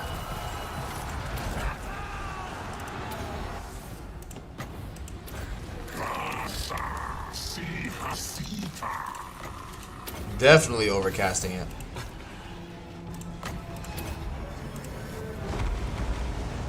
They're just routing instantly. They take a little bit of damage and they just route. Oh, it would be a very good thing. We need to get rid of the artillery. Or no, sorry. Gelt is in the settlement, so I mean, we're gonna win here, obviously. Like, I never thought we weren't going to win. It was just we lost one. It was just more of a matter of how much damage are we gonna take.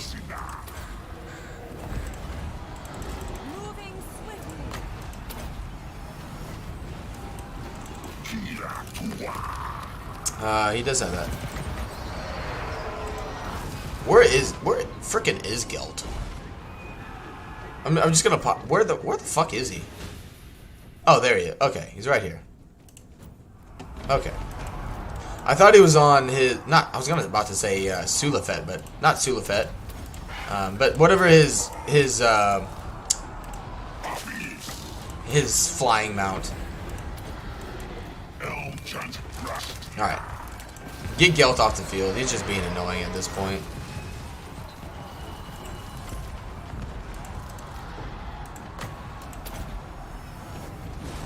How can you screw up a frozen pizza? You can fall asleep and burn it. You can just burn it in general because you're not paying attention. You can make it not... It also depends. I shouldn't say not make it crispy, because it depends how you do enjoy your pizza. I like mine with a little crisp to it. So yeah, I guess it will depend, you know, what your personal preference is. But yeah, you'd be surprised. I've gone through my fair share of frozen pizzas in the day.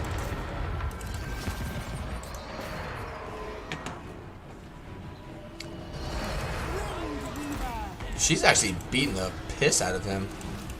Hey, Durthu, come help out this chica.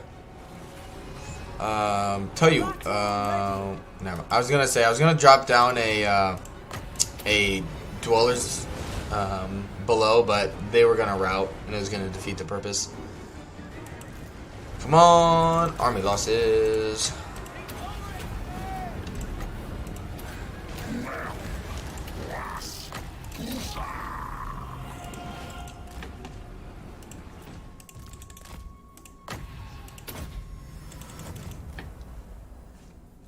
Nice. Pre the oven, put it in. How is there any skill? Hey. How crispy do you want it? What is the right amount of time? What temperature do you need to cook it at to obtain that crispiness, man? It's in the little details. You'd be surprised. You'd be surprised.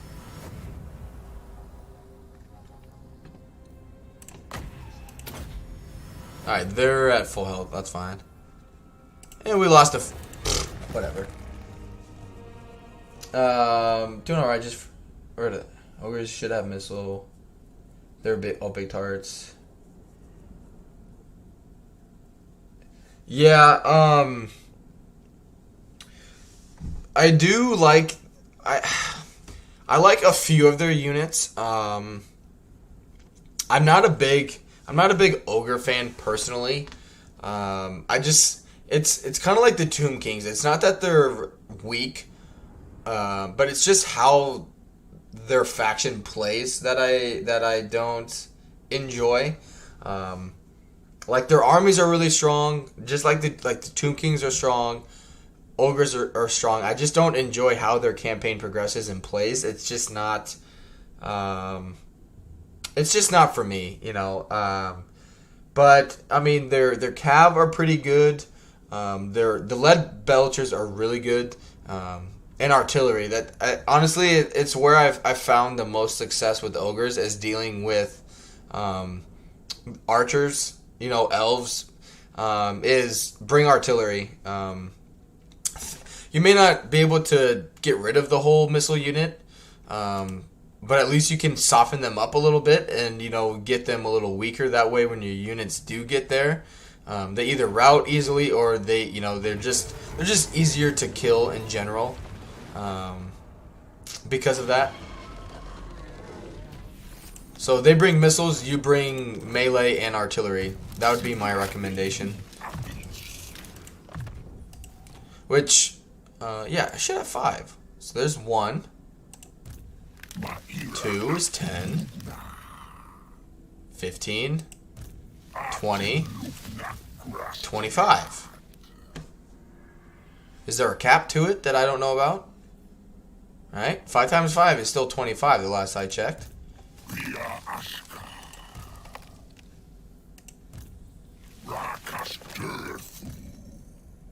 1, 2, 3, yeah. I can count. I'm good with maths. I don't know. I think I got gypped.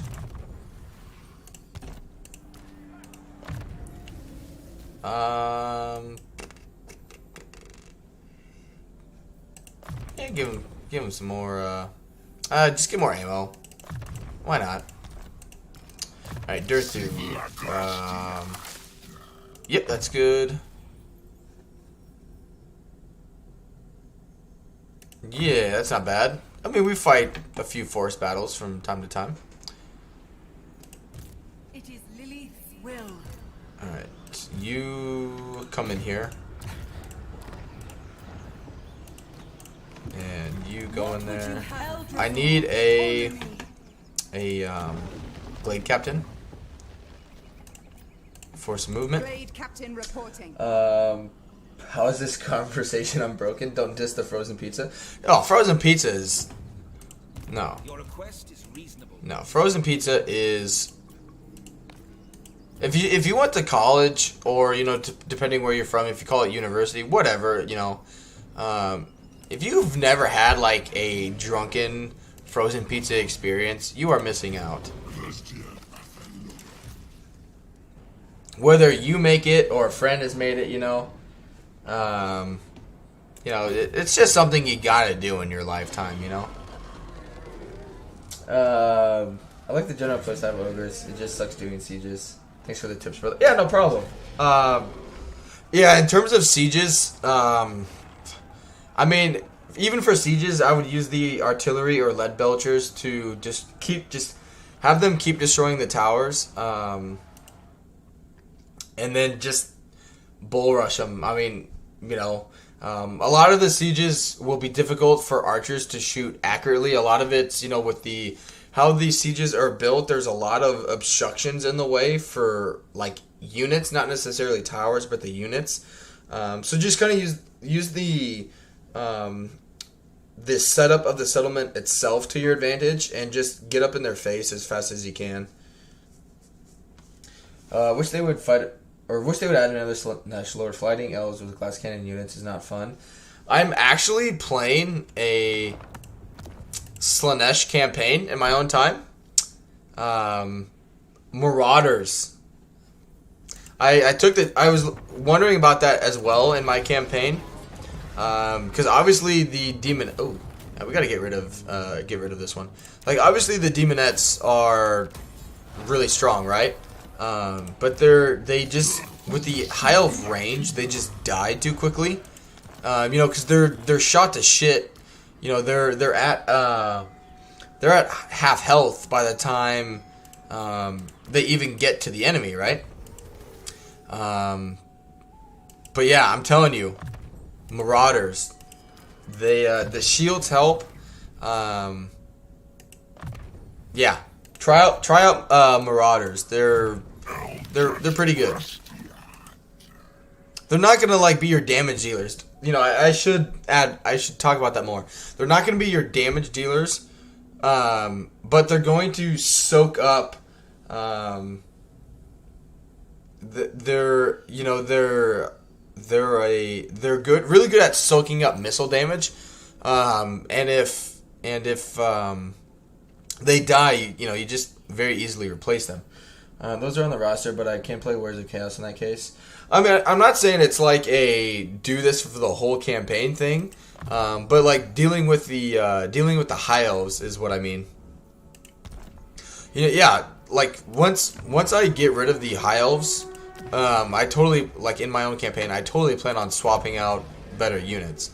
But just like the initial dealing with the high elves, Marauders are a very useful and reliable unit. Plus, they don't cost you as much as demonettes early on. Good, let's get some growth. Alright. This should be his last settlement. Yep. Alright. So they're about to get wiped out. I wonder. But make no promises to act on it. Yeah. It's alright. Let's move on.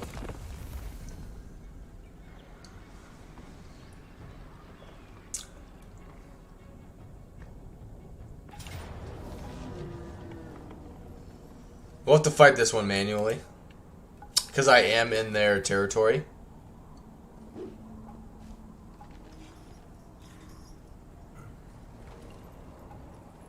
They don't have any gorgers, so that item's wasted.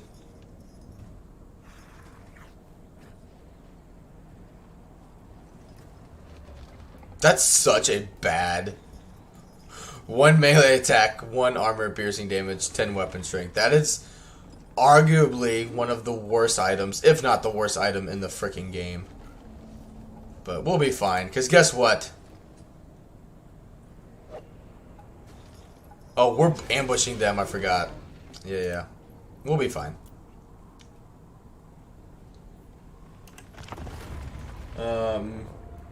I wonder if there is a cap to that Forest Spirit one, then we need to move one over.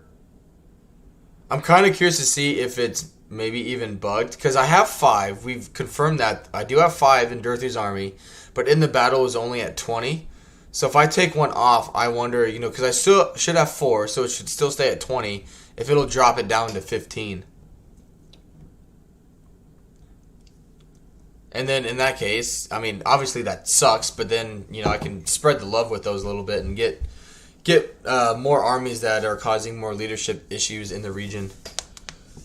There's something oddly relaxing in watching Fiends of Slaanesh tear enemies a new one. Yeah. Slaanesh is really powerful.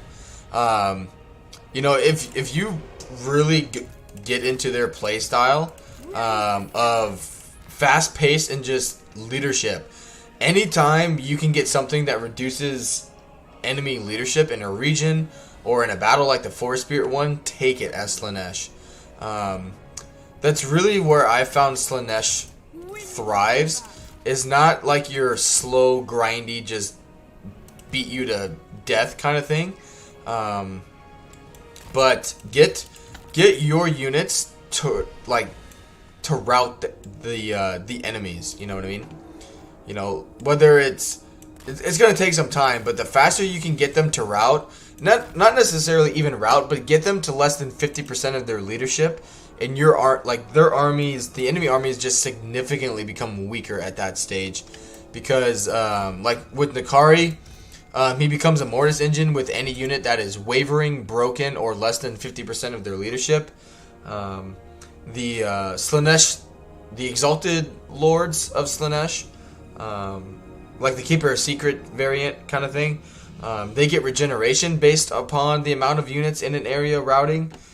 So really speed and leadership debuffs, and constantly be debuffing the enemy leadership.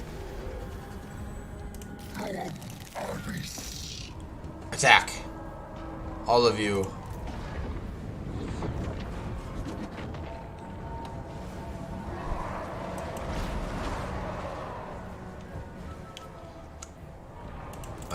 You come over here.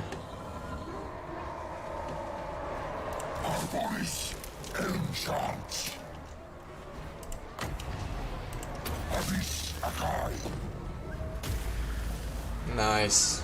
That's 6,000 damage. Not too bad. Yeah, you're just too weak. This is where some beast magic would be handy, but we'll be fine.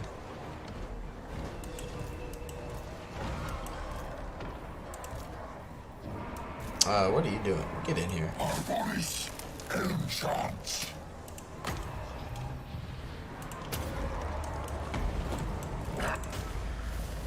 Nice.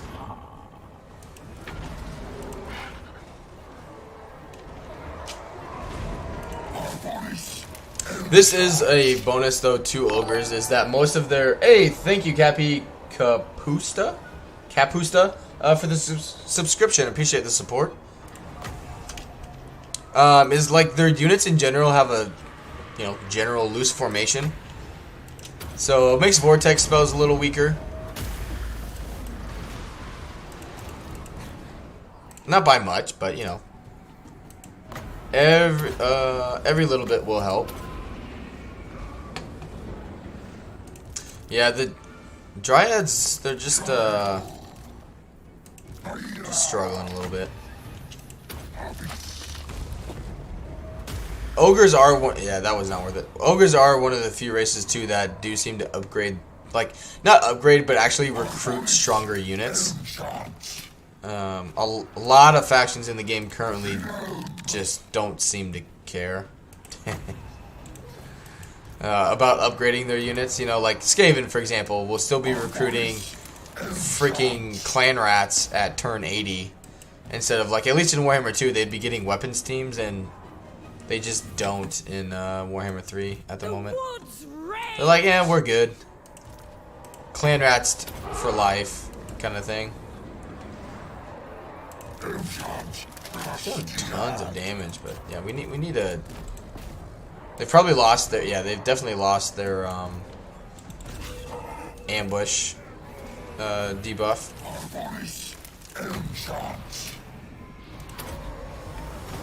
Alright, why aren't you attacking?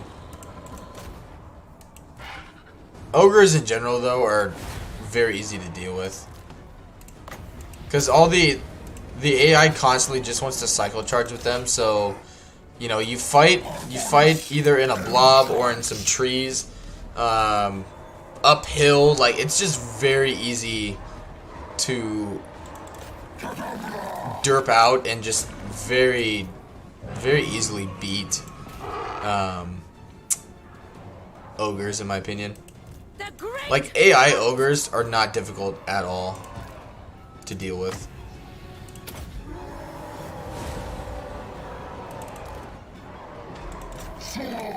Cause like you were saying, guys, about like Slanesh, about archers. You know, when you're playing with archers, ogres are just a joke. Like, you have Cathay, Skaven, dwarves, Empire, like literally any faction that has some form of missile, like decent missile units, you're fine against ogres. You know, they just have nothing to do about it, because they're just even for being big entities, like they're fairly slow. So it's kind of like demonettes going up against the high elves, right? And dark elves. Like, yes, you do want demonettes, you do want demon units playing as Slanesh, but early on, like, half of your unit will get nuked, if not worse, by the time you know. So they're still at full strength. You're at like maybe 50%, maybe even less than that. And then you're trying to fight, but you know your units are just gonna rout or disintegrate by that time. Hey, good morning, Marcus. Whenever it's possible, just to bail to Bretonia turn 1. Probably. But you have to keep in mind, though, too, being a demon, you're going to have an aversion to like everybody. So no matter where you go, you're going to probably just be declared war on. And even though the AI currently is fairly passive, no matter what difficulty you play on, the AI in general still likes to dump on you. So, like, if your strength ranking is really low, and people start declaring war on you, like, everyone's just gonna jump on the bandwagon, and then it's gonna be like a keep away campaign. You know, like if you abandon Ulthuan, which in Ulthuan, it is an interesting start. It can be challenging, but it's not impossible. I made the mistake of vassalizing Eltharion. I should have just killed him. But turn 30, Eltharion is dealt with. Tyrion is dead. I played it last night a little bit. Killed Alariel. She's dead. Killed her. Yeah, take the money. So. Plus, later on, again, you can always recruit the demon units later. You know, don't sacrifice your campaign early on, you know, just because you want to recruit demonettes right away. You know, get a good start to your campaign first, and then you can always swap them out. You know, it's like playing a Skaven, building a weapons team by like turn 20, but then bankrupting yourself and ruining your campaign. You know what I mean? Like, it's not worth ruining your campaign over if you can't even continue the campaign to begin with.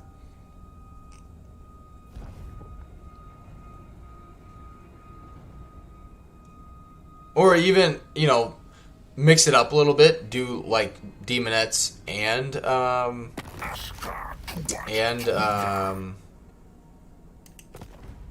marauders. You know, just something like that.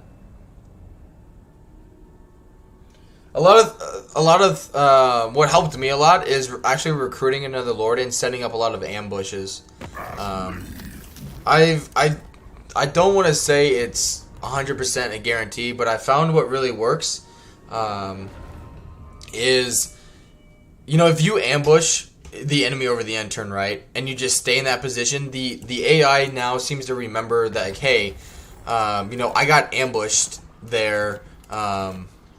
That turn. So, you know, there's an army there waiting to ambush me, so don't move there.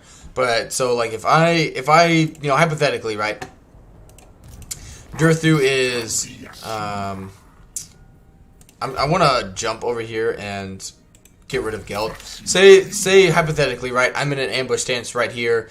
Gelt attacks me, I ambush him. I don't kill him, but you know, he suffers losses, right?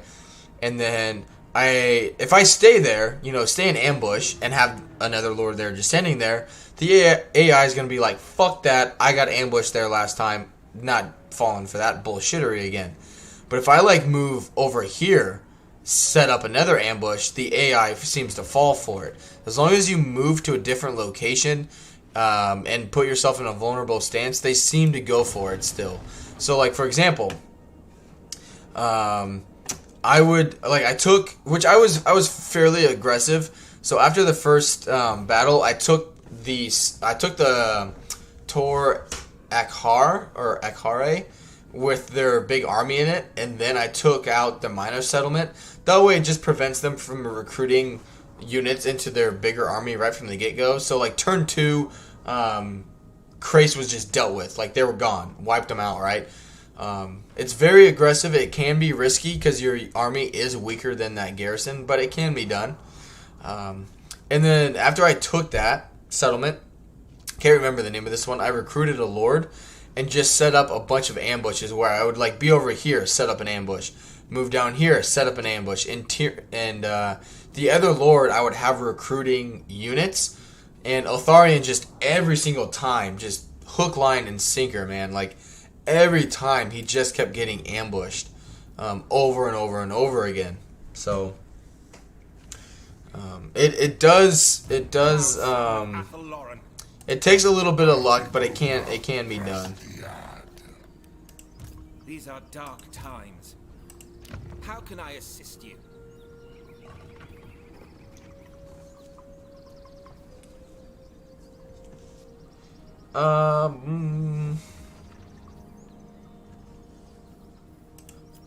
Alright, don't need you, Bill. Don't need the... Okay, so all my money can go into the Waterfall Palace. So yeah, go ahead and pop that down.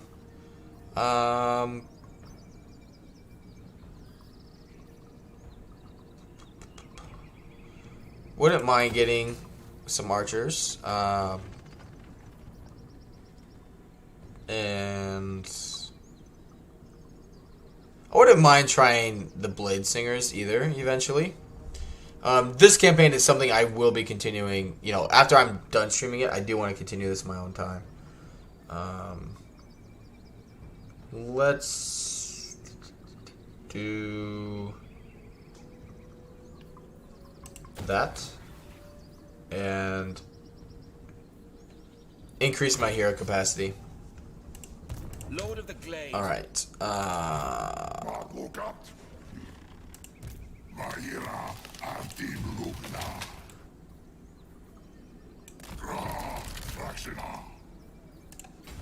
I doubt auto-resolve will let me win this. But he is fairly strong. Plus, the AI being the AI. Yeah. The AI being the AI will either wait for me.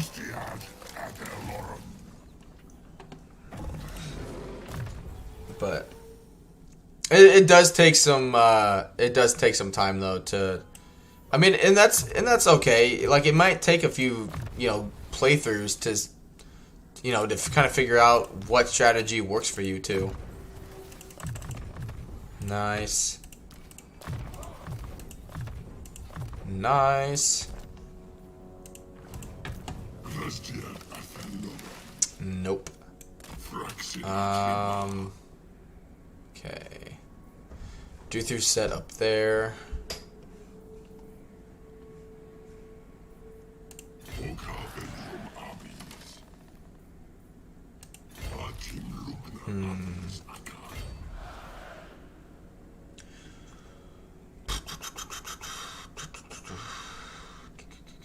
Trying to think.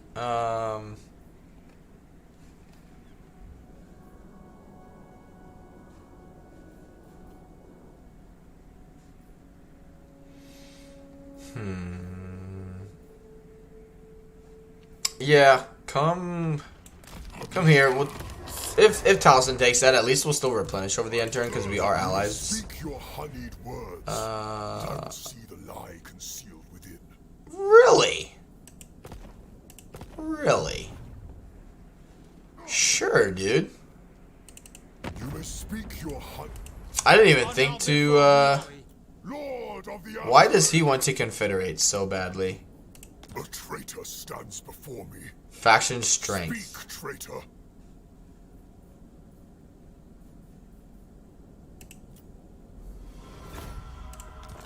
Cool. Alright. Anything is possible. You're dead.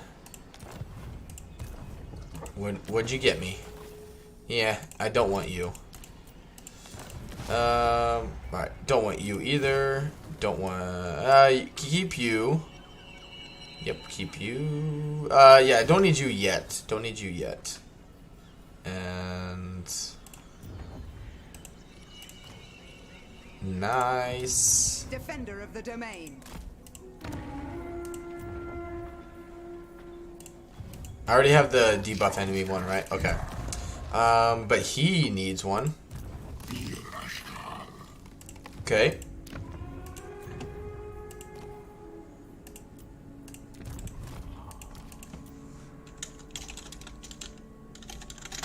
Good. That way now we'll be buffing our own army by 5 melee attack, 10% armor, piercing, and base weapon damage, and then also be debuffing the enemy by those same amounts.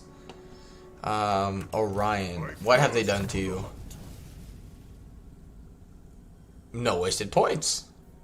Good. Very good. How about you? Nope. Nah. Seen better, seen worse. Let's see.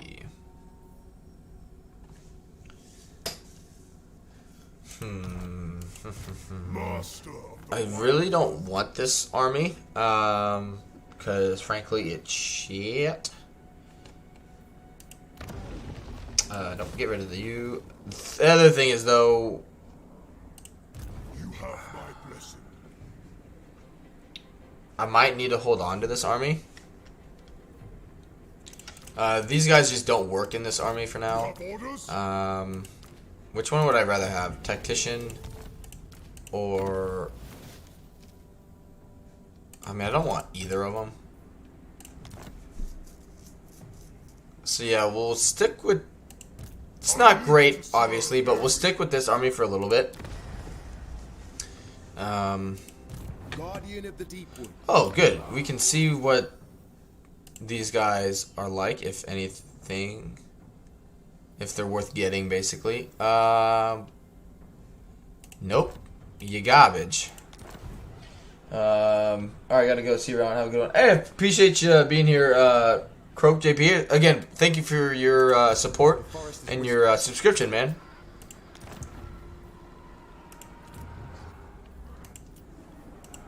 Alright. What else can I build that I need? Could do the King's Glade. Alright, next turn,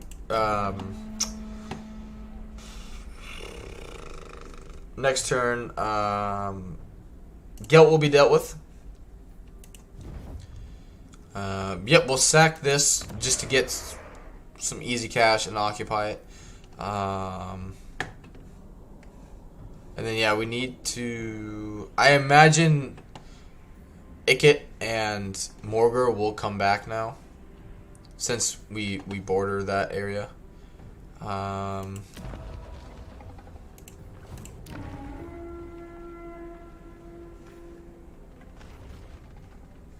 I still don't know if Chaos will show up there and blow that up. Yeah, I'm not sure. Let's see. Yeah, I think we just move on.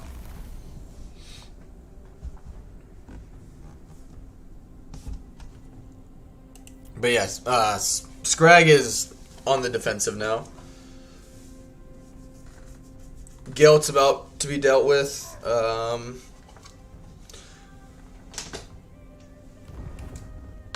Excuse me. The dwarves will probably end up liking me because I'm going to shit on the greenskins a lot.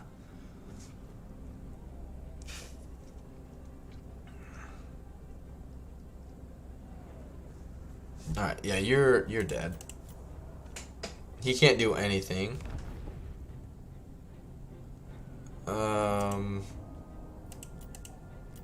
Crooked. Yeah, Durthu might have to come down here and deal with, because they can just jump.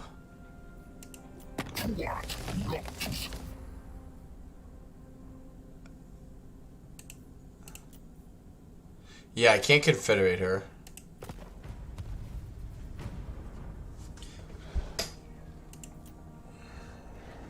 I don't think. I really don't want to go that way.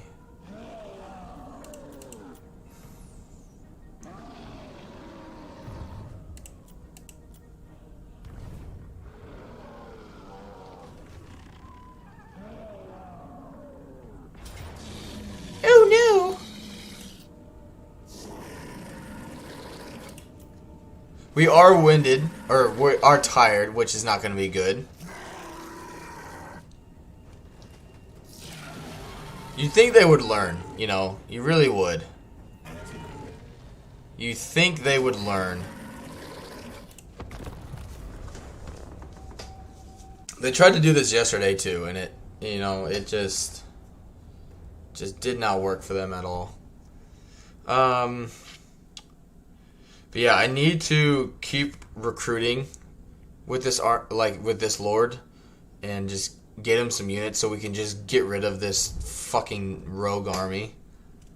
I imagine they'll wait for the reinforcements to attack, which is fine. It'll give me time to generate more magic.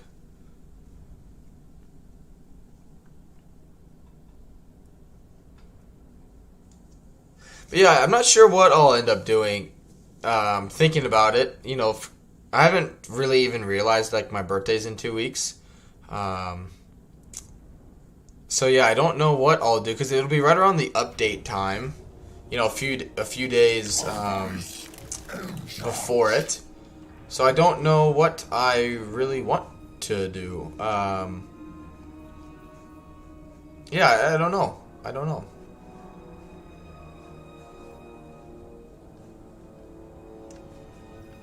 Alright, let's just... We'll have time to set up.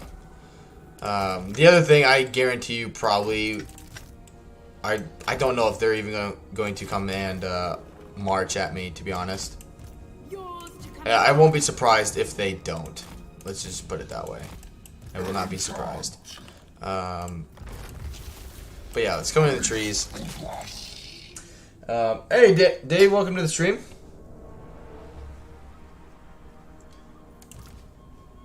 But yeah, I figured they wouldn't charge. That's fine. But yeah, we'll stay in the trees. For... How does... I don't know how he got that. Interesting. But no. Stay here. Stay in the trees just for the research rate. Or the research rate. The recharging modifier.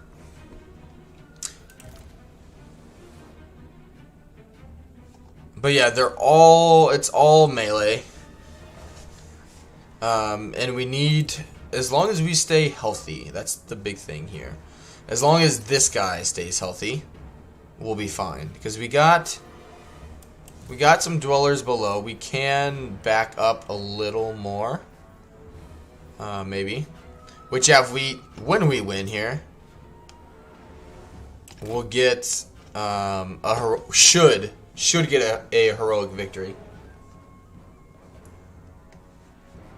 Alright, good. So we got 120 wins. Very nice. Yeah, I forget how we got that. Because he's the Mortis Engine Lord. So, yeah, I don't know how he got that, but that's alright. Really?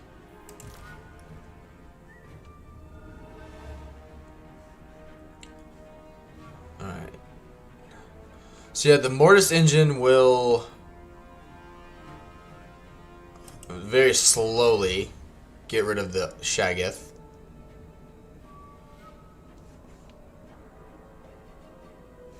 Look at that. Look at that booty walk. Talking about this yesterday. He's got like the why can't I think of it? The model walk. There you go. The model walk.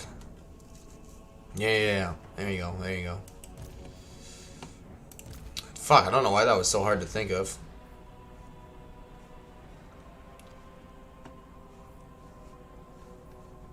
Very lucky, even though they do have quite a bit of anti-large, we're lucky they don't have any magic. But yeah, as long as she doesn't die, because it's gonna just take longer because we are exhausted being in Force March. But alright, here we go. Now just stay. Yep, there we go. That's all he needs to do. And let it begin, baby. Let them bottle up a little more. There we go. Suck on that.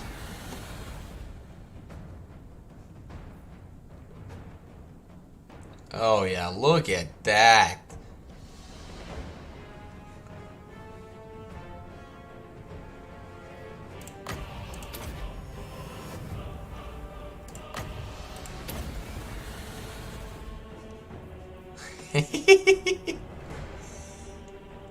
Oh man. Holy shit. Alright, keep these guys alive. Keep them alive. Alright, now we're going to pop that down so nobody moves. Get wrecked, bitch.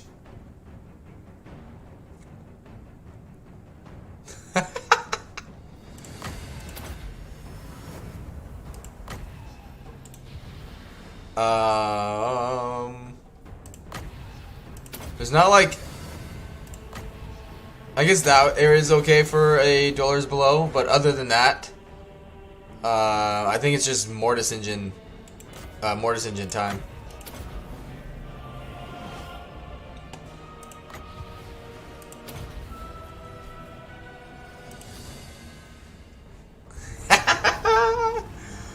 I knew it. Holy balls, look at him. He's like Legends version of Vectique. He's done this a few times already now.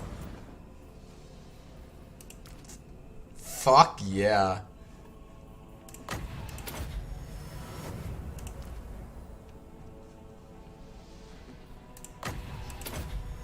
Alright, he's at full health. Let's just keep healing these guys as much as we can. Yeah, that's right.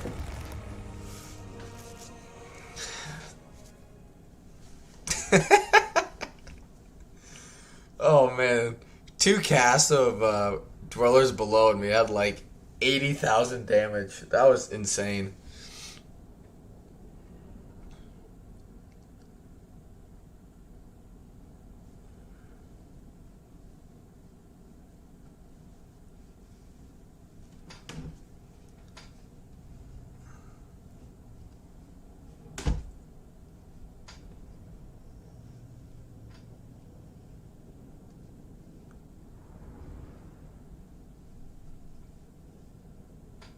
But yeah, we are quite lucky they don't have any magic though.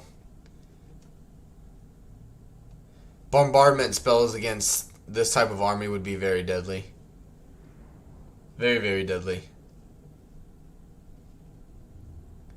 Vortex spell, what other, Pit of Shades, any like stationary vortex spell would be very bad against, or like very bad for me, very good for the AI. But like Flamestorm, I mean, even though it is fire, like it randomly moving for, you know, against a unit of 16 kind of thing. Very nice. I'm in my own region. But yeah, just replenish the full. That way we can just get rid of them here. Which they'll probably run away even further than that. The update in October, I believe, is. Honestly, I don't think the update that's coming up is. Yeah, 1-5 out. So yeah, I can just beat the shit out of Draca 5 times. They mentioned, I think, that they're getting, or they're looking into releasing like the third set of Regiment of Renown.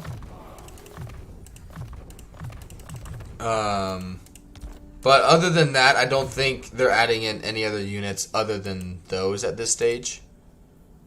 I think. I could be wrong. I'm not 100% sure. But yeah, the Regiment of Renown, I believe, comes if you have the DLC for them. I'm not sure.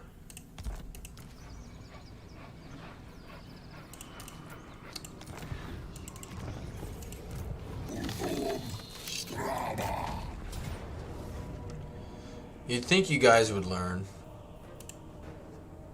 I mean, we can get them to come at me. I'm not worried about it. But yeah, whatever, they didn't hint at what units. It just said the third like set basically.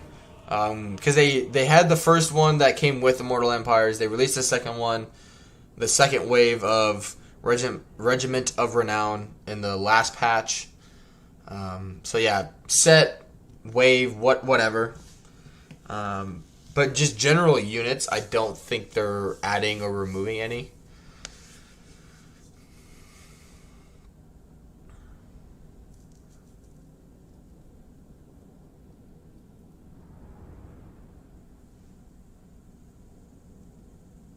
In December, I don't know. I don't know. I was thinking December, but I just don't. I don't know. Cause so like the reason I thought it was going to be as well was with just how fast like the game was taking off, which I knew it was going to take off in terms of like players, but like the drop off has been how many people are playing right now? Community Hub. So I know you guys can't see it. So there's you can if I do this. So there's currently 36,000 people playing it right now. So it's really, I mean, obviously it's not in the extreme numbers like it was. Which it obviously wasn't going to maintain 100,000 forever. But what I thought it was going to be December as well. You know, with them coming out with Immortal Empires when they did, right? I was like, okay, you know, they released it in August, right? It was like August 23rd, you know, whatever. I was like, all right, they're gonna, you know, they released it on August 23rd. They're gonna come out with some updates, you know, patches. Basically, what they're doing is not exactly what they're doing, but what I thought they would do in terms of a kind of progression with DLCs, updates. They're doing, right. I kind of anticipated that, And with how it was received initially, I was like, okay, they're definitely like, you know, the hype is going to be like, okay, this Immortal Empires is great, this is fun. Now, you know, DLC time. But I can't remember what stream it was, but it was in one of Legend's streams where he mentioned that he didn't say who he heard it from, and I swear, like, if I'm remembering correctly, this is what he was talking about. But whoever he talked to at Creative Assembly, right? Whoever his like inside source was, they told him that the DLC team that worked on Warhammer 2's DLC is not the DLC team working on Warhammer 3. That they've been reassigned to a different game, or a different. I shouldn't say different game. I mean, it's probably a game, but I think the word he used was a different project, right? So, I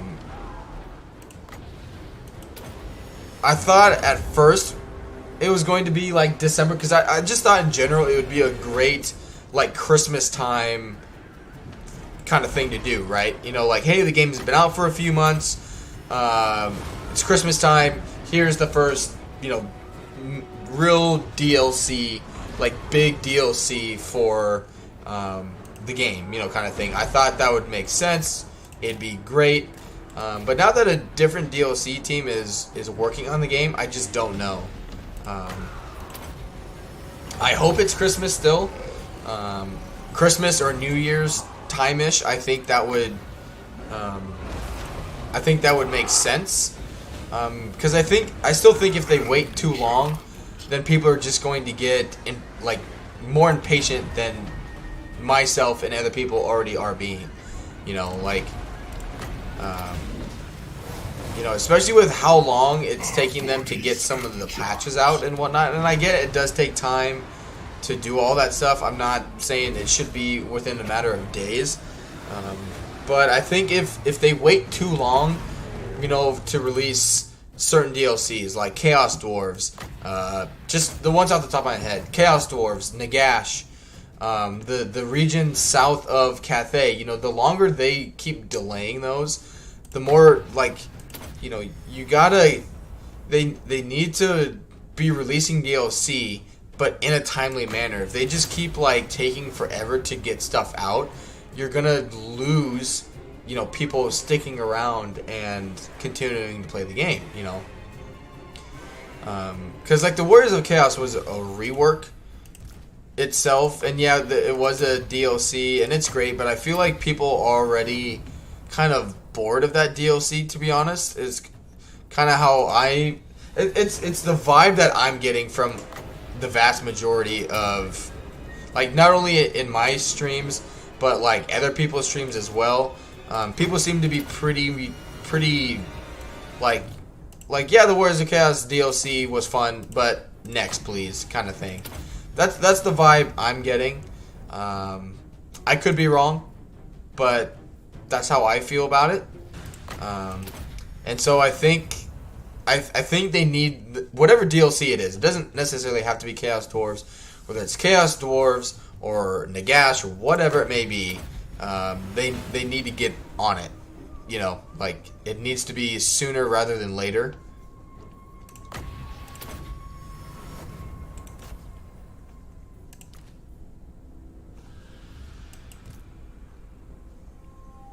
Hey, Vokoma, welcome to the stream.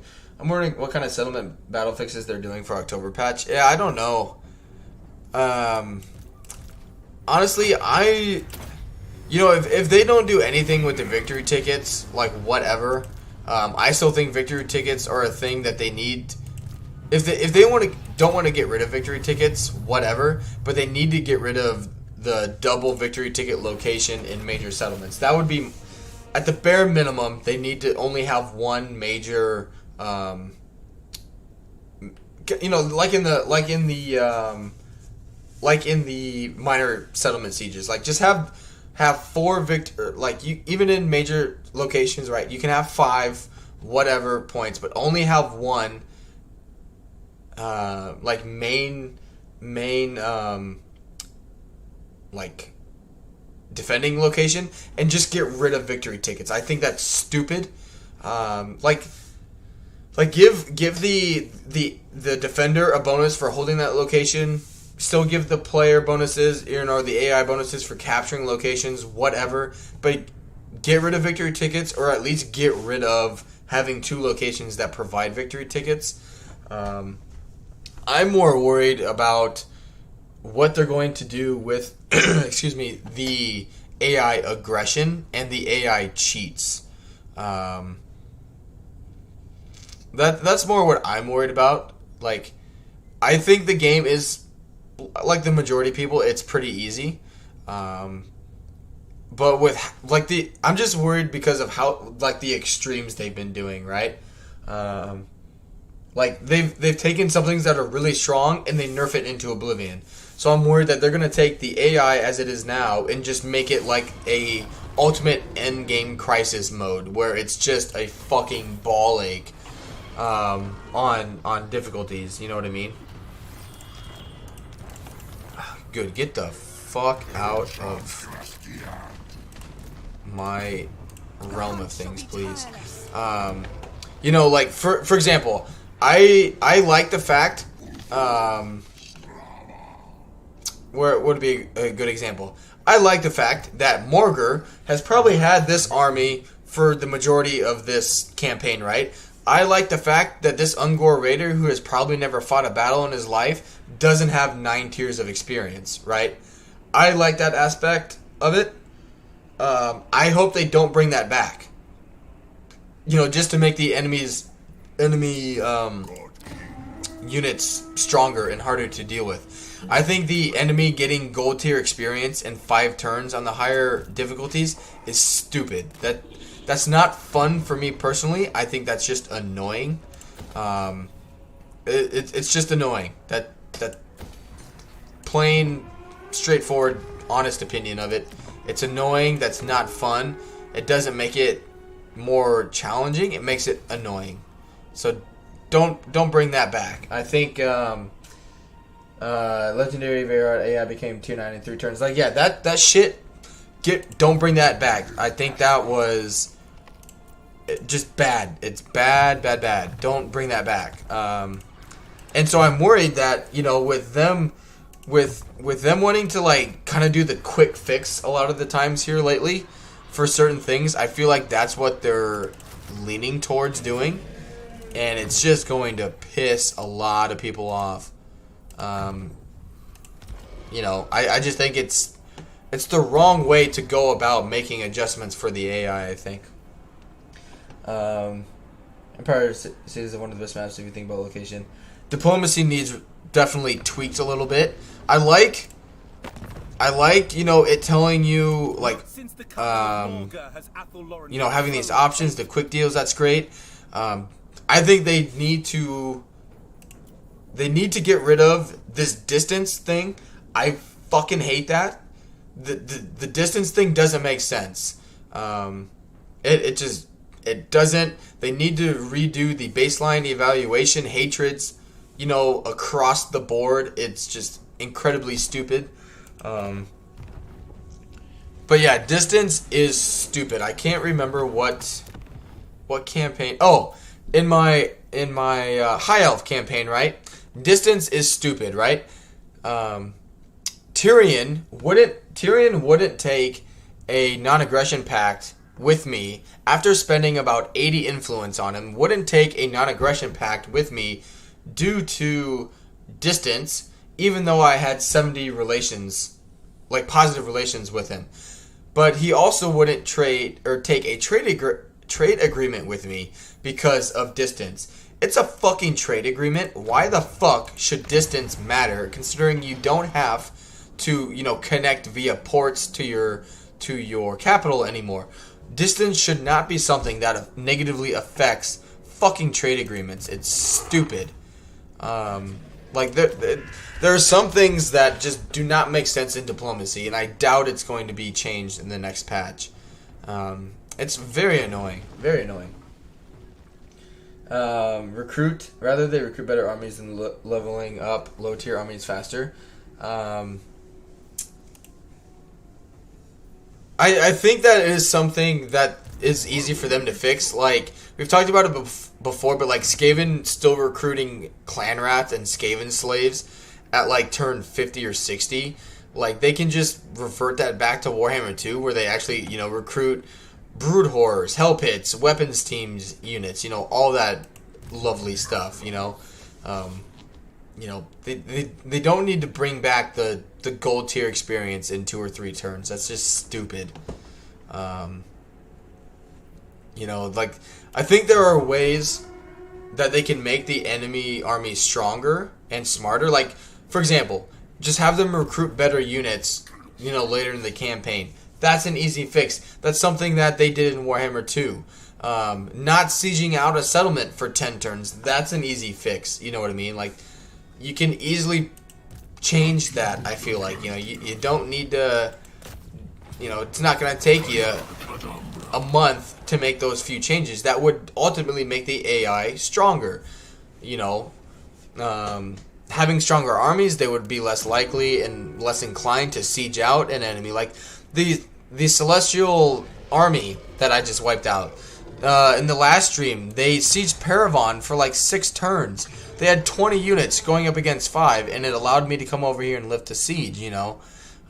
That's an easy fix to get rid of in an update, you know what I mean?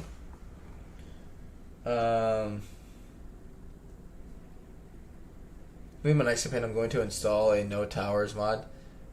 But some towers, like, I think the towers are fine, because some factions that their units are really strong, their towers are fairly weak, so it balances out. But Nurgle and like Slanesh, like, they're very squishy units, or they're just not that strong in terms of stats, so their towers make up for it. Plus, I've never really had an issue with destroying towers. They're fairly easy to get rid of, I feel like.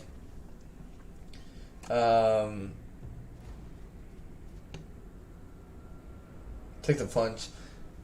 I mean, it all depends. The other thing too is like, I'm more worried about these changes that they're going to make rather than I'm like, fuck yeah, some changes, because I feel like they're just going to dial them up to, it's like at like a 2 right now, and they're going to dial them up to like a 20, and then it's going to piss people off even more.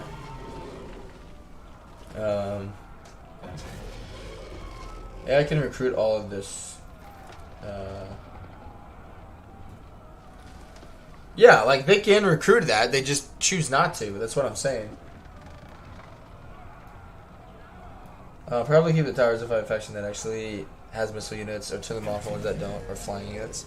Yeah, it'll vary. Let's sack and occupy it. Just occupy it. Boom. Dealt with. Alright. Yep. Give him more health. Make him a tanky boy.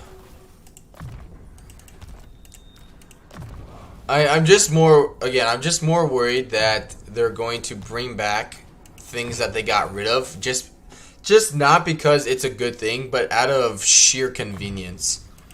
You know, like, oh yeah, what's a quick and easy way to make the enemy stronger? 9 experience in 3 turns by never fighting a single battle, because that always just was loved by everybody. You know, like, it just, I don't know.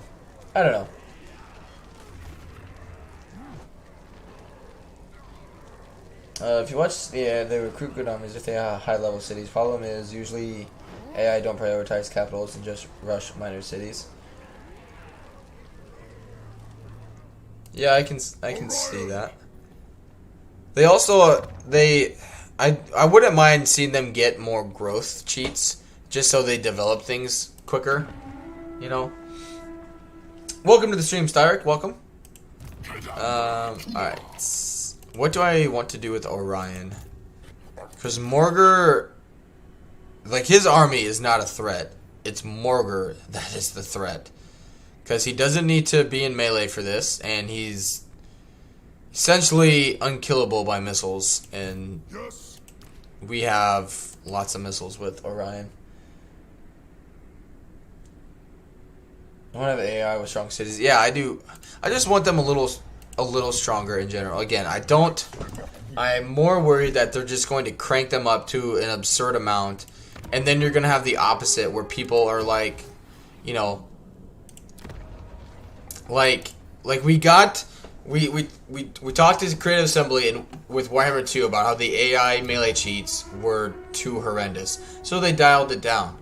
And now people are complaining that it's too easy, so they're just going to be like, alright, fuck it, we'll dial them back up. And then people are going to be like, no, this is, you know, it's just going to go back and forth, because we can't find a happy, you know, a happy medium for shit. You know, we can't seem to find that good balance, and it's frustrating.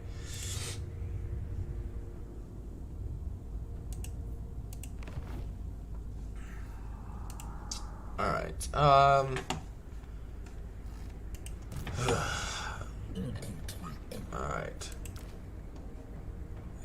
And he's such a tank on turn 1. He's just so good. He's so good on turn 1. Which, obviously, I know we're not on turn 1, but... sorry, not on turn 1, like rank 1. Sorry, he's really good on rank 1. And he does magical attack. I mean, we just need to avoid him. But the problem is, like, his army is so shitty, he holds most of the balance of power. So, like, even if we wipe out his whole army, I don't know if we'd even get the army losses on him. King in the woods. Does Orion have any...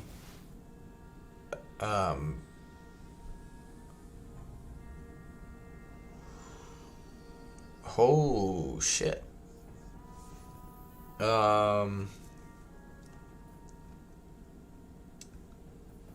Yeah, that's really good. Construction costs and time by 33% for all buildings, all provinces. So we need to get to 12. So like, we need to get him to rank 13 to get that. Okay. So 19 against his 20. Clear a path.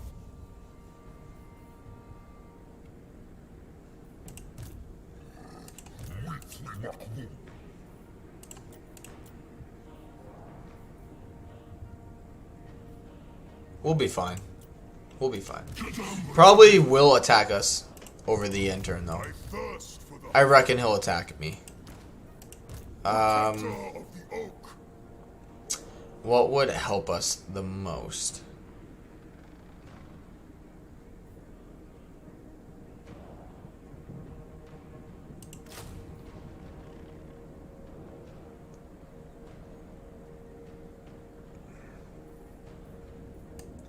Nothing really. Yeah, we just, I don't know. We'll figure it out. Bop him.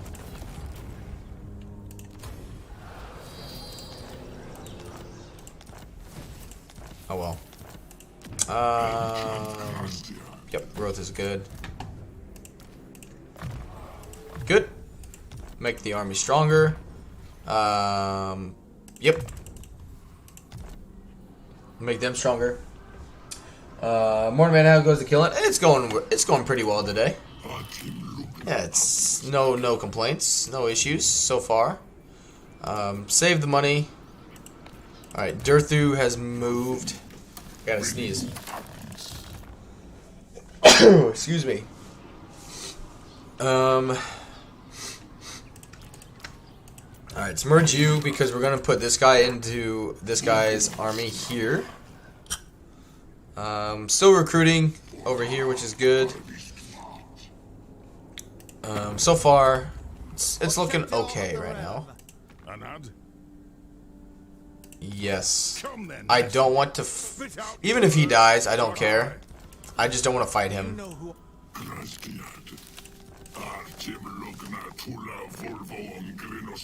No. Anyone want peace? No. Alright, that's fine. Let's move on. Bless you and wipe off the snot. I don't have any snot on my nose. Really prefer they have campaign cheats, not... yeah, that's... You said it pretty... like... that's pretty good. Yeah, give them campaign cheats. Like, the battle... like, the AI, like, battle difficulty... you know, I think is fine. They just... how the AI, I think... like, the game is... yeah, I figured this was coming. Like, the AI is easier right now, not because of battles, but because of how they behave on the campaign map, you know? Yeah, that's a good way to put it, you know? Like, they're just very passive on the campaign map. They don't recruit better units because, you know, like Vekoma was saying, they prioritize minor cities more. You know, they don't launch attacks sooner. You know, they take a lot longer to launch attacks even when they don't need to. You know, the AI, like right here, like they probably could have won that battle. Probably could have won. And instead they run away. You know what I mean? Like their campaign intelligence has been dialed down way too much.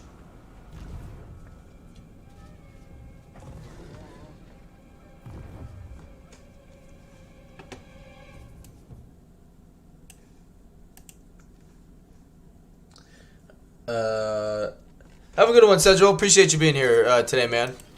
Appreciate you, man. Thank you. Alright, let's see what I can... he's actually pretty good.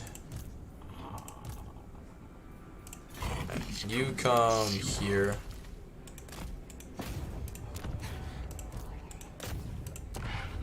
There.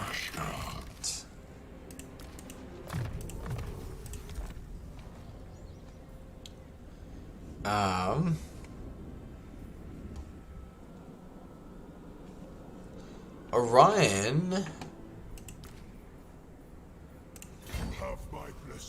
can come back up here, get rid of these units, and let's just recruit some more missiles.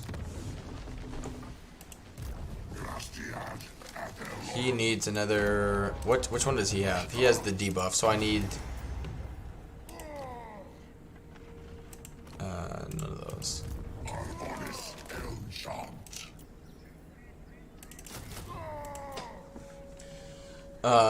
Let's see.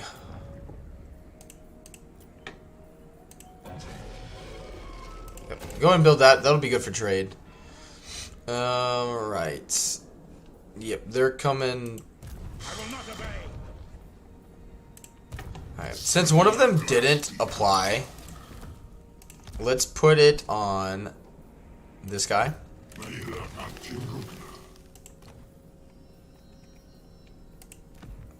You know, 5 is, you know, 5 less leadership is 5 less leadership. Alright. Merge these, see what we get. Ogre Blade. Garbage.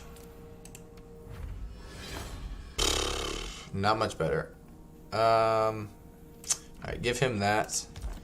Alright, this guy has definitely earned some items. If he doesn't... yeah, he's definitely earned some.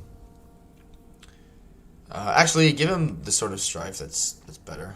Yeah, other than that, we just haven't gotten many. Spell resist, you know, against, like, if we were to go up against some Fire Bellies or something like that with Fireball and whatnot, that would be good. Let's see. I think I'm actually going to come over here and start beating the piss and getting the Forest of Gloom done.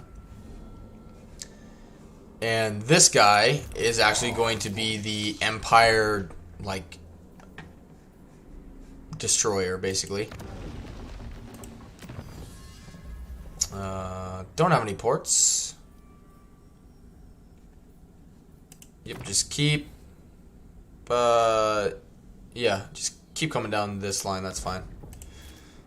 Alright, that's fine. Nope, don't need to upgrade this ever. Doesn't provide us any benefit at all.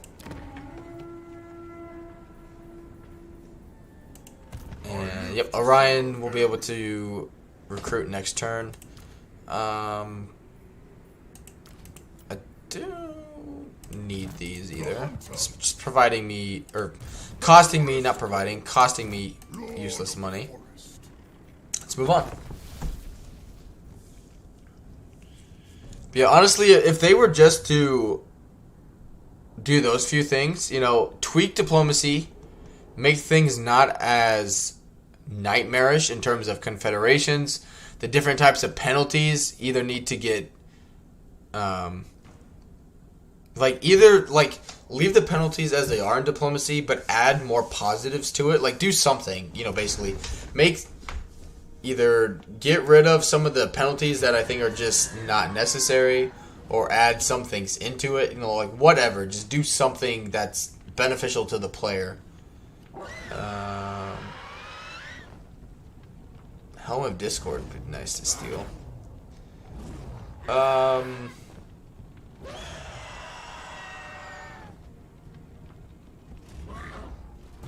Just got a lot of missile units. Which I have missile units.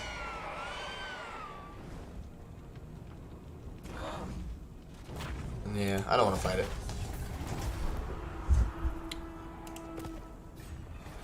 But yeah, we do need to get over here and prevent them from... I mean, we will, but we need to get over there and prevent them from putting that up to tier 3. We'll be fine dealing with the Empire, and unless they get some artillery, then we'll have some issues with them. But yeah, with Orion, I'm just gonna build Glade Guard and take out the Ogre Kingdoms.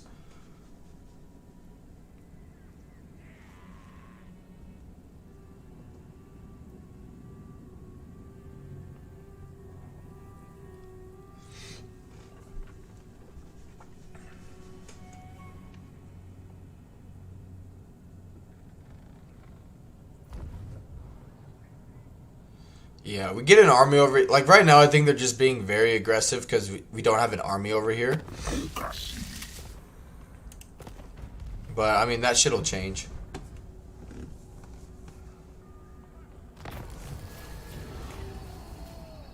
Growth. Alright, you... Lord of the Asway. Yep, that's good. You have orders? Plus... Same thing, just better.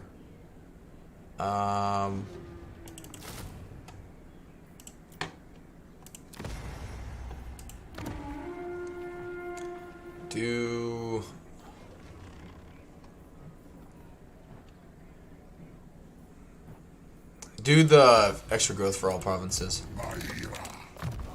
Nice. Alright. It's not obviously perfect, but I think this is enough for now. Alright. You. Alright. Ike. You got 4. Okay. Scrag will get dealt with very soon. Morgar, yeah, is all the way over here. How to go about that? Aranessa, let's check. She is. Ready to swordfish. So she has Sartosa and then Maragliano. Okay.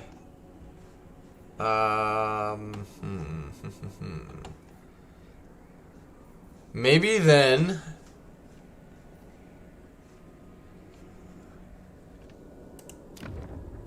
They're not here. Okay, here he is, right here. So he's got 16 units sitting in here, but nothing this way. Okay, okay. So, yep, jump here. We're going to take Zavorak. I think that's how you say that. Zvorak. Alright, Durthu. Actually, who are you at war with? Mess with me. Watch him. Hey, Zufbar. Where you at? One, talk at me in your crude language if you must. I make no promises as to the... All right. Yeah, you're welcome. Alright. So, we get this growing.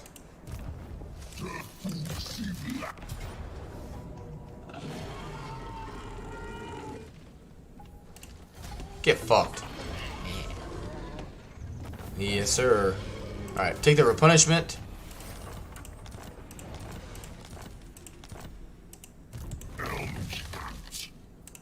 Boom.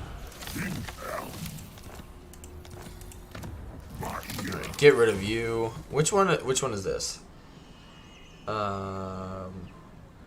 Me. But yeah, growth is great. Now, I definitely need walls. Yep, I need hero capacity. I need to upgrade you. But I need money. The big thing is money. Let's put you back on a elven steed for now. And magical reserves, missile resistance. Violent delights is fine.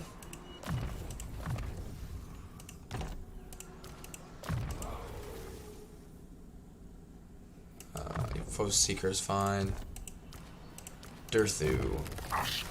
Good. Alright. So yeah, this will help us get some more campaign movement range for everybody. Oh wow. Something wrong with your head. Tell you what, Skarsnik is a AI legendary faction. Don't hold your breath. Or a AI legendary lord that actually does seem to conquer things. I've played a little. The campaign I actually played for Greenskins that I actually enjoy Greenskins a lot more now was actually Skarsnik. Really enjoyed his campaign. Played like 30-ish turns, but just kind of ran out of time basically because I needed to get back to some other campaigns that I was playing.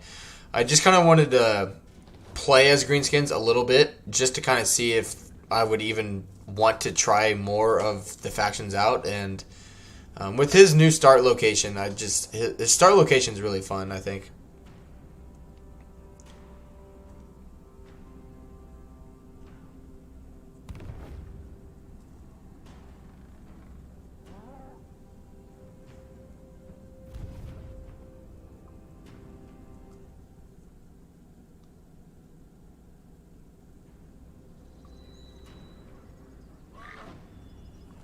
Douche.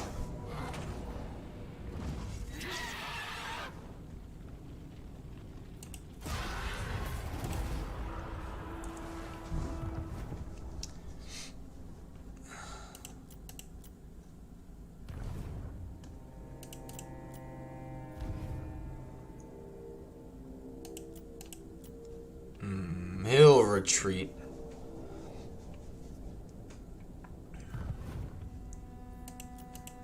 I don't know what. She's just been lazy the whole freaking campaign.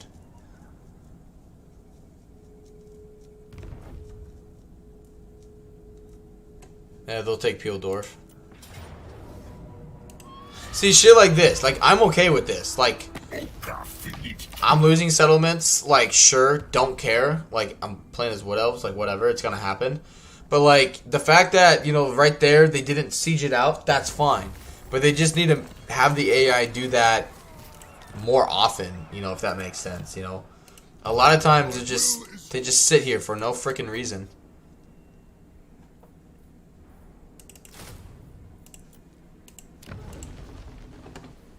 Do growth.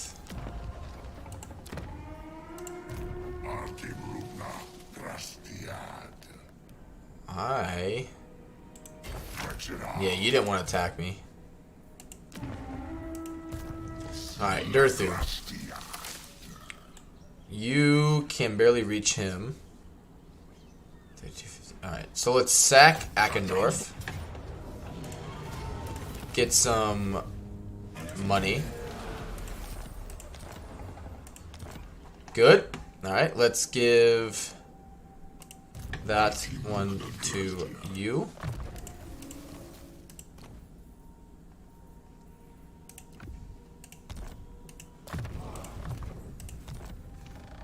Alright, let's continue with Durthu first. Yep, give him more melee attack, melee defense. That's good.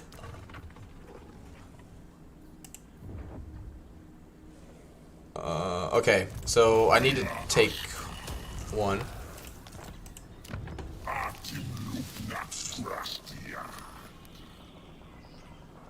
Nope. Because there's a pretty good chance we'll lose some of these.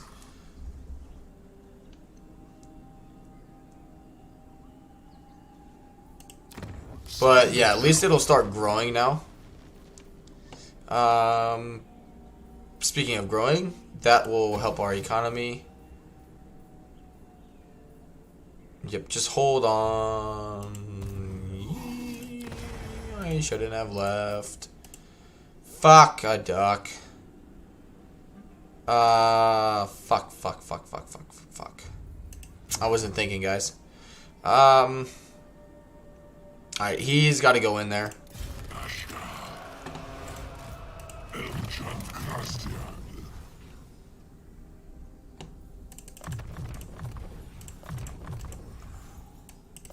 There we go. Alright, I'll be fine in there now. But yep, that's on me. I wasn't thinking. Alright, you...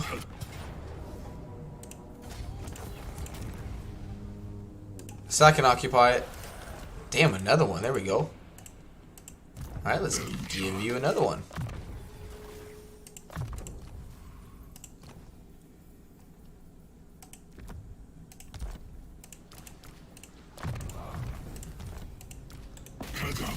This is our city.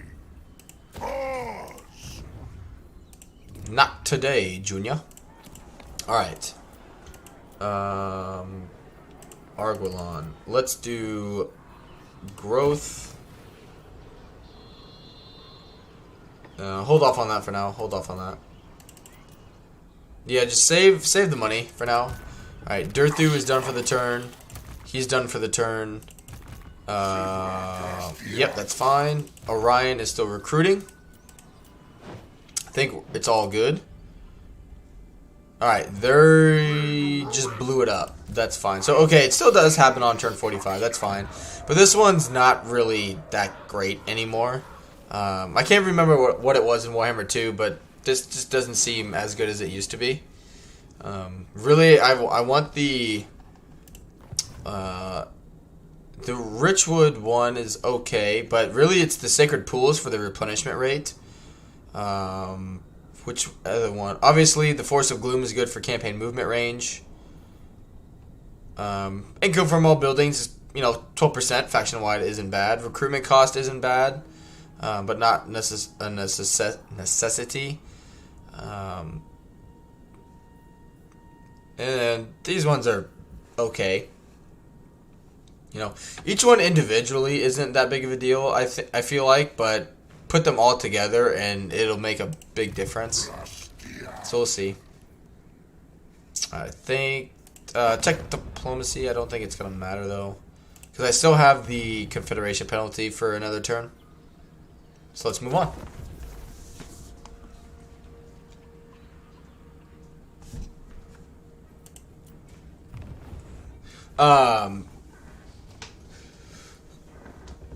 We still have like 30 minutes. I'll still stream for like another 30 minutes today. In terms of tomorrow, typically I don't stream for until like 10 a.m. my time, which right now it's about 7:30 a.m. So usually I don't start my stream for another like 3 hours. But since my buddy's coming over tomorrow to help me fix some issues on my truck, I'll probably anyway be starting. Oh, good. Fuck yeah. You're dead, bitch. I'll probably be starting my stream not at the time I started today. I'm going to try and sleep a little more because it is Saturday and it's been a long week. But I'm planning on starting at like probably like 7 a.m. So like 20 minutes ago is when I'm thinking of when I'll start the stream. Because I don't know if he's wanting, like, I don't know. I need to talk to him about it today. It could be an afternoon stream. It really just depends, since he's the one that's going to be doing most of the actual hard labor. I'm just going to be the grunt helping him out where I can, because I don't really know what I'm doing. So if he wants to do it in the morning, then I'm going to help him do it in the morning, and, you know, so on and so forth. You know, it's mid-afternoon, lunchtime, whatever time he wants to do it. It's basically when I'm going to be like, all right, let's do it, kind of thing, you know? So, I'll obviously talk to him about it today. I'll let you guys, I'll keep you guys updated in regards to what he wants to do. And, you know, we'll just go from there. But I do plan on streaming tomorrow still. And I'll probably actually be able to, as long as I can handle it, it'll actually probably be some longer streams, because in terms of like work and whatnot, my wife has to write her comps, which are just really long, really extended, very important, like grad school type papers that she has to write over the weekend. So other than me and my buddy fixing some parts on my truck, I really don't have a whole lot going on this weekend, because my wife is going to be busy with that literally all weekend. She gets sent the material and the information she has to write about at 8 a.m. this morning, so in about 35 minutes. And then she has until 8 a.m. Monday to turn three 15,000 word papers in. So about 30 pages she has to write in about 72 hours. So yeah, it's basically going to be like, hey, I'm hungry, go get me my food. And then be like, okay, have fun. I'm going to, you know, stay out of your way, kind of thing. So yeah, I'll post it on Discord. I'll post it on Facebook.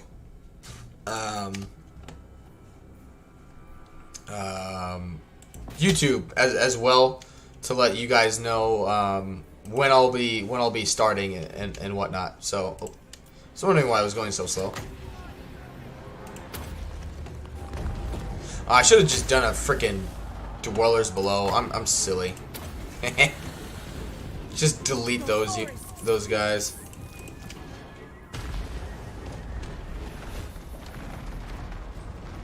There you go.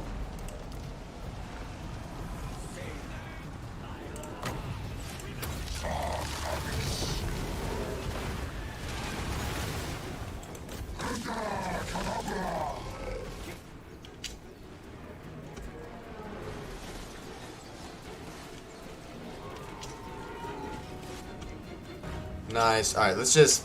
Yep. They got nothing they can do here. Absolutely nothing.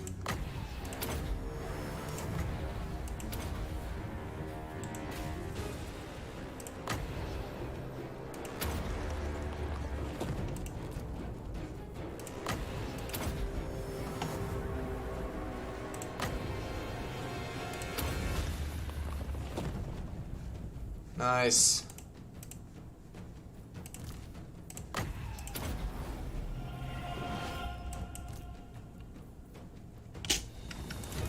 Everyone, attack that guy.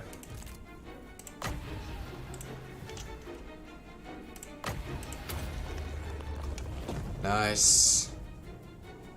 Yeah, it's not really worth a Dwellers Below anymore on these weak units.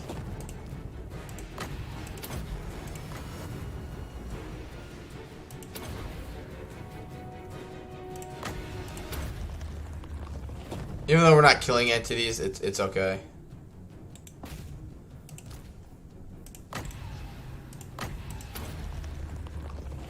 Because they should be army lost very, very soon. They're running out of ammo. Alright, get the...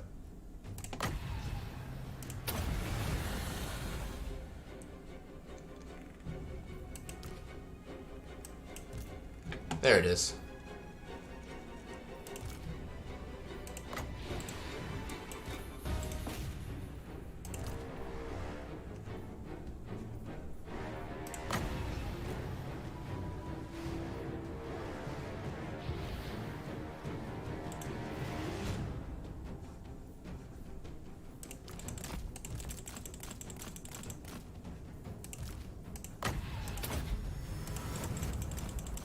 What the hell are you doing?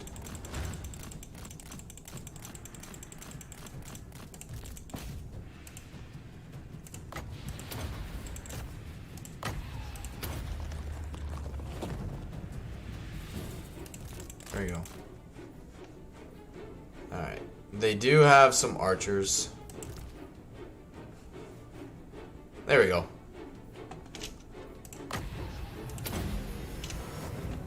Oh, who's unbreakable? Battle ready.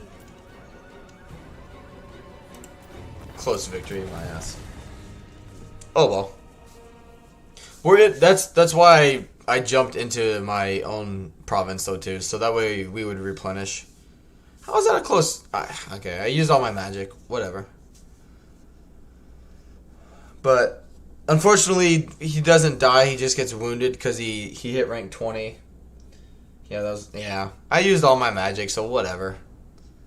But yeah, he'll come back. Unfortunately.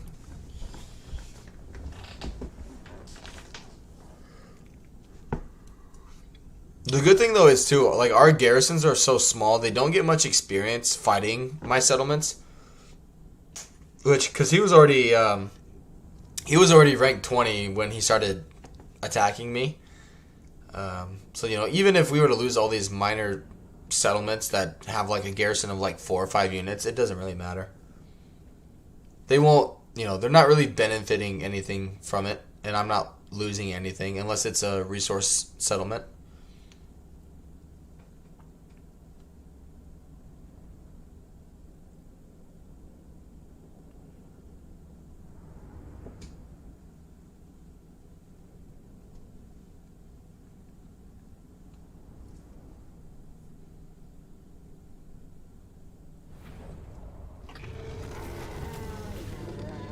Take the money.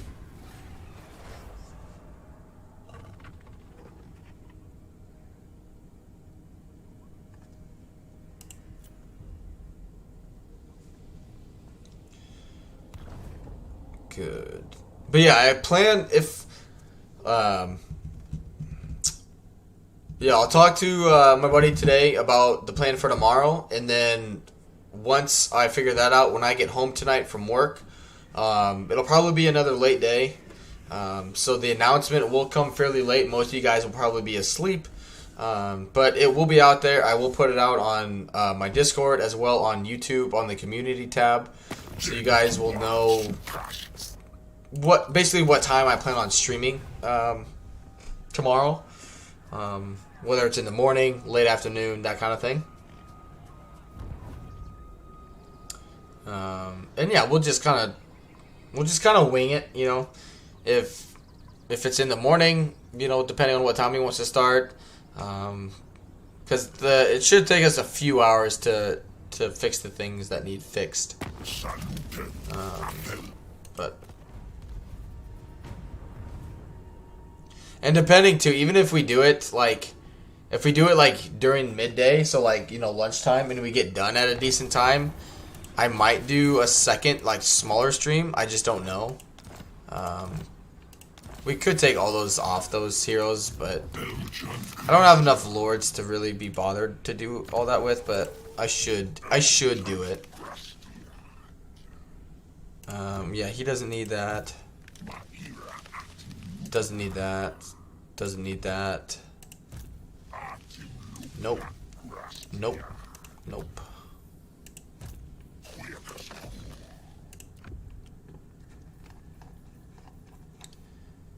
Alright, you can keep it. Honestly, might just, like, sell them.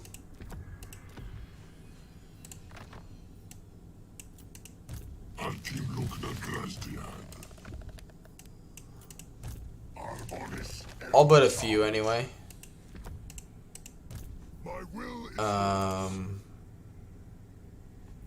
Give you... Don't have any of those. Hawk's Companion is fine. Hunting Hound is fine. Campaign movement range is good. Lord's Army. Yep. And just make sure... Okay. Anyway, let's go through...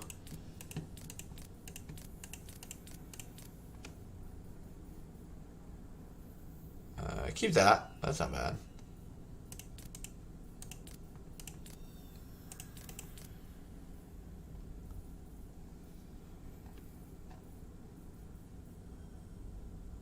Get rid of those. I'm never going to use those. Same with the spy things. Standard discipline. Yep. Yeah, it's good. Good chunk of change for things I'm never going to use anyway. All right.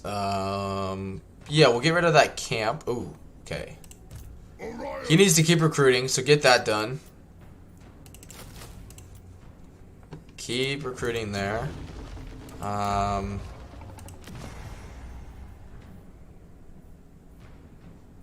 Yep, that would be good. Hold off on that.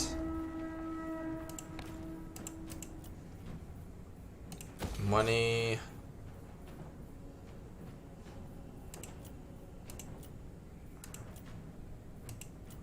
Okay.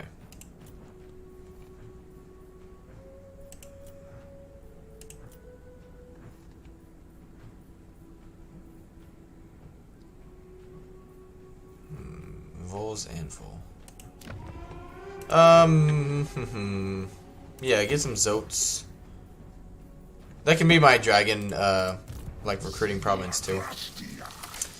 Okay, so he didn't attack. -1. Alright, well, get deleted, dude. Fuck yeah. Got another one. Durthu is just rolling those in now. Do scouting. We got everything we pretty much need with her. Yep, growth is good.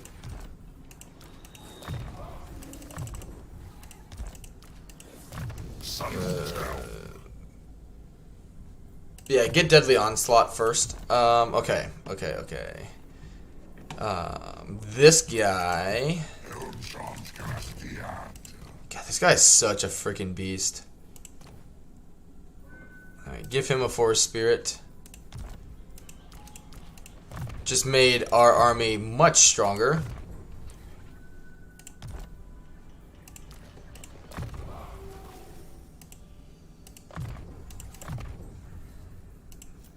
Get the Howl of the Forest first and Foe Seeker.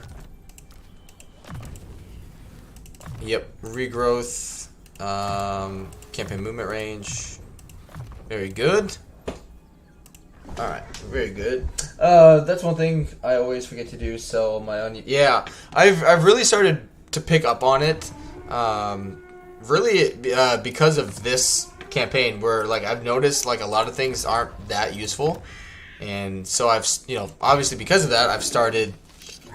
When I've played my other campaigns in my own time, I'm like, oh, like, I don't need this, I don't need that, kind of thing. So, it's really just kind of been like, dude, I should have been doing this, day one, but I just haven't been.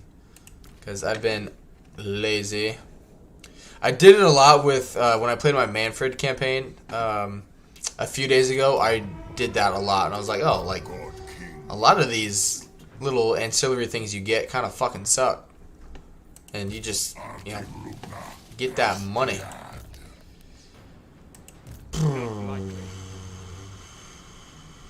I want him to attack me at Wissenberg.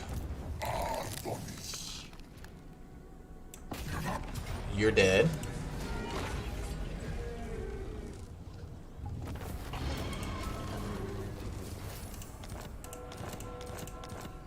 Big thing is getting rid of the heroes there. Alright. Yep, his magic's sorted. Let's make my army itself stronger. Books for 2 kingdoms are very strong. Yeah. Yeah, when I was looking into the books when I started the Manfred campaign, I was like, oh, because I thought like it was gonna kind of be like Volkmar's campaign a little bit, you know, where like, okay, like it might be really like a really good idea to like actively pursue and like close those books so they don't have access to them, you know, that kind of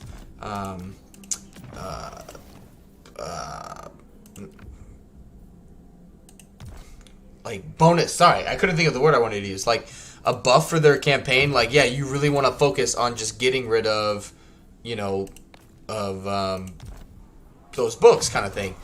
And I was like, maybe, especially with like the unique thing in Drakenhof for him. I was like, oh, like this shit is gonna be pretty dope. And then it was like, meh. Like the books are meh at best. I was like, that's kind of depressing. And it's not something you like want to just abandon, you know, or like just like potentially ruin your campaign over kind of thing. Like it's just very, I don't know, it's just very mediocre. Yeah, I don't know. I don't know. I was just not impressed with the bonuses that Manfred would get from those. Especially because almost, I don't know if it was just my luck, but like all of the frickin' books were like up here. You know, I'm Manfred, you know, way down here, and all of them were like in Ulthuan or up here in the Empire. And I'm like, I'm never gonna fucking get there in a timely manner unless I just abandon that area, you know? Like, I'm not a big, I really don't enjoy, like, migrating campaigns. I think it's just boring. Just personally speaking, like, I just don't find that enjoyable.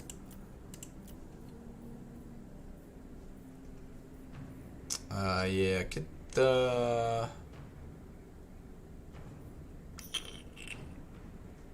I want to get the cab building. See if those see if the the Sisters of the Thorn or whatever are decent to use. All right, you. Yeah, let's go through the lore. Okay, Durthu's fine for this turn. I really hope Don't hold your breath. he comes down here and tries to attack me.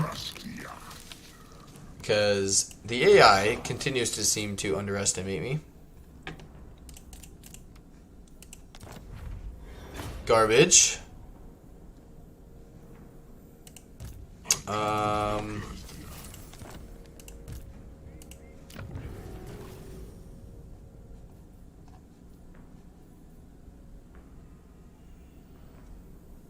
Yeah, we really haven't gotten too many good items, per se.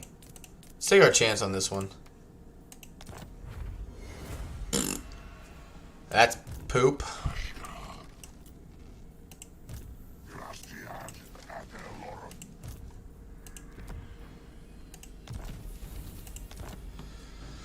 Yeah, just keep him here as they keep healing, and until we get the garrison building built there, I'll feel a little more comfortable about it. But alright, he's moved. He needs to attack. He's moved. Orion is still recruiting. I think Revamping needs to be on a level of permanent economic effects or unit buffs, not hero caps. Watching Legends video now. Oh, is he streaming again today? What is he streaming today? Or are you just watching his VOD of Manfred? Yeah, it must be his... Like, I don't know. I was just... I don't know. It's just... I was just very underwhelmed. Like, oh, the disaster? Like, I don't know. I was just very...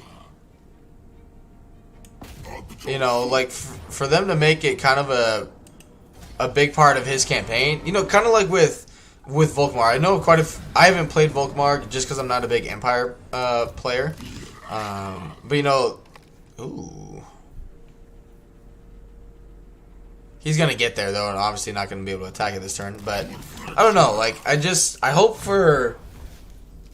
Manfred's campaign is horrible to watch, to be honest. It's not the funnest to watch, sure, but I personally enjoy playing it. You know? For a variety... So, for me personally... I personally I personally enjoy vampire accounts in Warhammer 3. Like a lot of the criticism now is that, which I don't know why it's the criticism of it now, where people have been saying that it's boring because you just have unlimited like healing with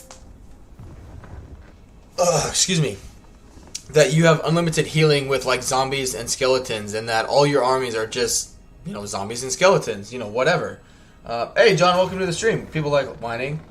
I'm gonna quick save it there and save it because I do need to get going and get ready for work. But this is my sense on the vampire accounts, right? I did not really. It's boring for me because it's much slower when you go with only low-level crap spam. Right, yeah. People can make money complaining about shit in the internet. Yeah, and they will, but, like, my thing is, like, I didn't play vampire accounts in Warhammer 2 because it didn't matter who you were playing, no matter if you were playing as Heinrich Himmler or Gorst, Vlad, whoever, people in Warhammer 2 skelly spam because it was free. That's the only way people ever played the game, right? And people loved it. Like, yeah, you could have, you know, more Winds of Magic, but like you can cast Wind of Death in Warhammer 3 for 14 Winds of Magic. Like, that's insane. Like, you know, you don't need to have 600 Winds of Magic or 300 Winds of Magic. Like, yeah, it was nice to have it, but you didn't need that. And now people are using I've seen it a few times now where they're using the argument that skelly spamming and like skelly spamming, whether it's the swordman or spearman or zombie spamming, is fun and boring because once you've done it, you know, it's just boring because you don't need to do it again. And it's like what are you talking about? Like, that's the only thing that the majority of people did in Warhammer 2. And now something that they did for God knows how many campaigns in Warhammer 2, now it's suddenly boring. Like, I don't understand. I was like, you're taking away them being free with just having them more melee potential. Graveguard had like, and now that more of their units, like more of the roster is more viable because melee is more viable. Graveguard have magical attack, which helps them quite a bit, plus the healing capacity. Hex race, clan race have barrier, still have a good amount of physical resistance. Like, just because something's not free and now people are like, oh yeah, vampire accounts are just really boring because they can't have 300 Winds of Magic. And, you know, people are saying it's just too easy to just skelly spam. It's like, how is that any different than Warhammer 2? You know, like, it's like that's all anybody ever did in Warhammer 2. Like, you know, like, what'd you do in Warhammer 2? You had a free skeleton army, you had a lord, maybe one mortis engine, and then you had the lord do all of the work. You can still do the same thing in Warhammer 3. But now in Warhammer 3, it's boring, even though people have done it for who knows how many campaigns in Warhammer 2. It's more in level of fun with how much sieges you go about when playing melee. like, I mean, that's doing sieges though is like with any campaign right now currently, you know, in Warhammer 3. Also, the 23% physical resistance for zombies work wonders. Oh, 100%. 100%. But, like for me, like, it's made vampire accounts more fun. Like, spells are, like, the big spells, like the Curse of Years, I think, but especially Wind of Death, is significantly cheaper across the board. You know, it's not like just Manfred or Vlad is casting Wind of Death for 14 or 16 winds of magic. It's like every caster can do it for that cheap. You know, so, like, you don't need to have, you know, 13 or 300 winds of magic to be able to cast, you know, X amount of winds of death, because it doesn't cost you as much as it used to. You know, and as long as you're not casting Wind of Death when it's still at, like, 20 winds of magic, like, as long as you let your magic actually generate in a battle, which you can do, you know, if the AI is just sitting there just waiting for you to attack, just hit the triple speed. Let your magic generate. You know, that way you can pop down Wind of Death after Wind of Death after Wind of Death. You know, whatever. But I don't know. I don't understand people's, like, it's not that Skelly spamming is boring to watch, because it, like, playing it is really fun. Watching it is boring. But, like, now when I'm in, like, my own streams or other people's streams and I see people complaining that, you know, why aren't you using the other units? Like, Skelly spamming is boring. And it's like, the fuck did you do in Warhammer 2? You know what I mean? Like, I just don't understand using that as an argument that Skelly spamming is all of a sudden now boring, when it's what basically anybody did in Warhammer 2 was Skelly spamming on higher difficulties. You know, legendary, very hard, that kind of thing. You know, like, I don't know. That's just my thoughts on it. But it just is. It's a piss poor excuse, I think, to find vampire accounts boring now. That's to use that saying vampire account or Skelly units are boring. So we need that for ice magic. When did that? Okay, I fart in your general direction. Yeah. I hated Skelly spam, was totally unnecessary to do. I mean, that's why I didn't play. That's why I didn't play vampire accounts that much. I thought vampire accounts were boring. Wind of Death is fucking. Oh yeah, Wind of Death is as strong as it was, in my opinion, in Warhammer 2, and it's significantly cheaper.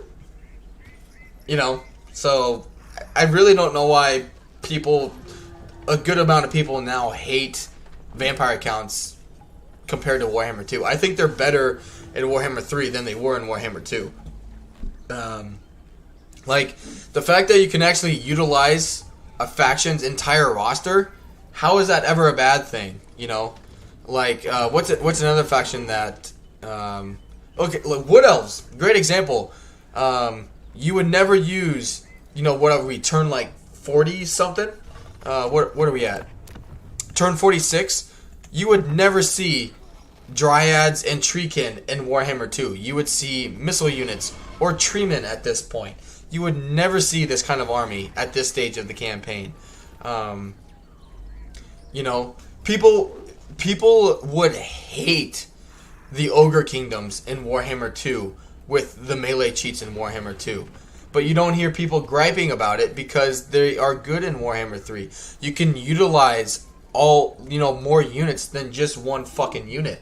I think at the end of the day, which it applies to every faction, people are just, in general, so used to playing a faction a certain way that when that way of playing is affected, their minds explode. You know, they can't fathom that their way of say doom stacking is like, you know, hypothetically, say someone just really, really loved doom stacking, like no matter what faction they love to doom stack, but now in Warhammer 3 doom stacking isn't as essential and not as vital, and so now they're just like, you know, they're twitching, they're freaking out because it's just not as effective as it was in Warhammer 2, and so they're like, oh, they're nerfed, you know, I don't have to just use Treeman anymore, nerfed, you know, it's like that's not how it works, you know, like for me personally, I'm glad I don't have to just use one unit. You know what I mean? Like, not that magic and missiles and artillery aren't fun, because I still love them. They're still really fun to use, but I'm glad, you know, if I'm playing as the greenskins now, you know, like, the fact that you can play greenskins in Warhammer 3 and their melee doesn't suck, thank God. Same thing with Chaos. Thank God that a faction that either has all melee or mostly melee units don't fucking suck. You know what I mean? Like, you imagine the backlash that Creative Assembly would have gotten if they didn't tweak the melee buffs or the melee cheats and whatnot, and the Warriors of Chaos still sucked in melee. Like, people would have never bought the Champions of Chaos DLC if melee was as bad in terms of the AI cheats and whatnot were as bad. It just doesn't make sense. But anyway, just have 2 vampires stuck the enemy's blood until they're dry as raisins. Yeah, exactly. Vampire lords, heroes are very fun. They boosted some units in exchange. The Berlines got a bit nerfed and their tech tree. Yeah, yes, some things, you know, just because something got changed doesn't mean that it's a fucking nightmare and then you can't play the faction. Like I've had the, I think it's all, in general, it is just a mindset where if someone wants to play a certain way and they're just dead set on not changing, then, you know, at that point, that's their problem. You know what I mean? Like not being willing to accept change or be able to adapt to change is a terrible way not to only play a video game, but just life in general. You know, you have to be flexible. You have to be accepting of change. And, you know, the thing is, if you don't want to be that, just play Warhammer 2, you know. If you want to have the same experience in Warhammer 2 as in Warhammer 3, it's not going to happen. Stick with Warhammer 2, you know what I mean? But, like, for me, like, I love the fact that things are changing and getting rebalanced to a certain degree, because, you know, I'm playing factions that I've never played before. I'm playing greenskins more. I'm playing vampire accounts more because I can utilize more of their roster. I can do more things in those factions and enjoy it in Warhammer 3 that you could never do in Warhammer 2. You know, like, I don't think I ever will understand anyone's desire to use Warhammer 2 tactics in Warhammer 3 and then be upset that things are changing. You know what I mean? I just don't understand. I won't. I don't think I'll ever be able to understand the backlash, just the general argument that things in Warhammer 3 are different in Warhammer 2 for the sake of things like not being able to have 300 winds of magic, not, you know, like, just try it. At the end of the day, try it out. If you don't like it, you don't like it. You know, that was me with Tomb Kings. I hated Tomb Kings in Warhammer 2. I played a Tomb Kings campaign in my own time to see if I enjoyed them in Warhammer 3, and I don't enjoy them anymore. So at the end of the day, I'm not losing anything because it's a faction I didn't enjoy in Warhammer 2, and it's something I don't enjoy in Warhammer 3. But what happens if hypothetically, you know, what happens if it's something that you hated in Warhammer 2, like melee, or whatever it may be. Just say it's melee, as the greenskins, like I did. And then you play greenskins in Warhammer 3, and you actually enjoy it now. Like, you know, if you go into something, you know, light bulb, like, hallelujah, you know, because at least it's something now, it gives the game more replayability for you, because you're not playing the same factions over and over and over again, you know. You know, you're not stuck playing the same handful of factions if you suddenly have factions now that you enjoy, you know. But, you know, at least you're taking the chance on trying something new instead of just, you know, staying in your old habits and not trying something else out. Because at the end, you know, if you try something new, you know, in Warhammer 3 and you don't like it and you didn't like it in Warhammer 2, then you're not losing anything. But if you didn't like something in Warhammer 2 and you don't try it in Warhammer 3 just for that aspect, like, you'll never know if you like it or don't like it. And if you end up liking it but you don't know it, then you're just missing out on something in a new game. You know what I mean? But anyway, went on a huge rant there. I apologize. But in general, I'm glad that overall, like the overall of the game, I'm glad I can use more than like one unit type. I really don't mind that magic has been changed a little bit. I have, in most battles, I have yet gotten to the point, like at the end of the battle, where I'm like, hey, I need another 200 wins of magic to win this fight. I've never been to that point. You know, like, knowledgeable was nice in Warhammer 2, but it wasn't necessary, you know. It just wasn't. But, yeah. I enjoy being able to use more than one unit for a faction. I enjoy being able to use more strategies, more tactics. I just generally enjoy it. But that's me personally. What if you like something that you ended up not like, but now you like, not liking what you used not to like? Alright, Styric. With that being said, guys, I appreciate everyone's support today. It was a really good turnout. I plan on continuing this campaign tomorrow. And again, I will let you guys know much later today, what time I will be streaming tomorrow.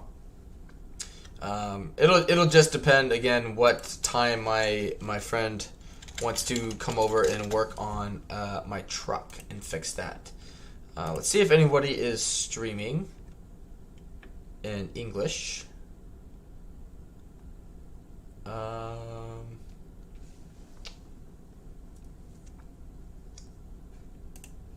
We got a few people I've never heard of.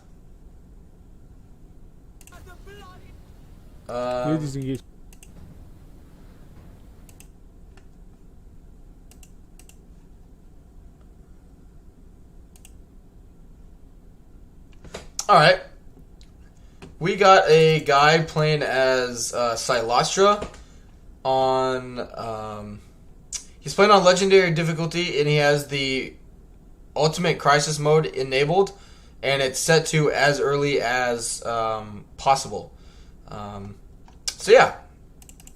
Oh, never mind. He just ended his stream. Never mind. He just ended his stream. What are the odds? Anyway, okay, let's do it again here.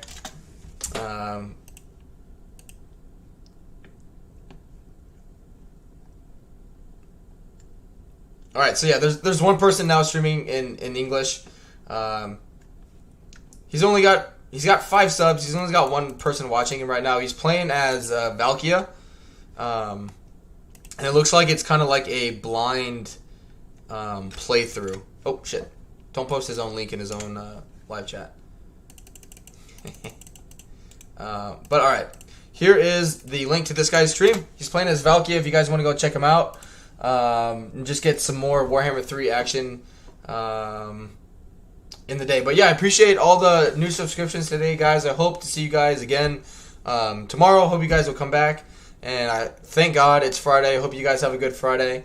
And I will see you guys again tomorrow and Sunday. But yeah, have a good Friday. Stay safe. Have a drink. Enjoy the weekend. Later, guys.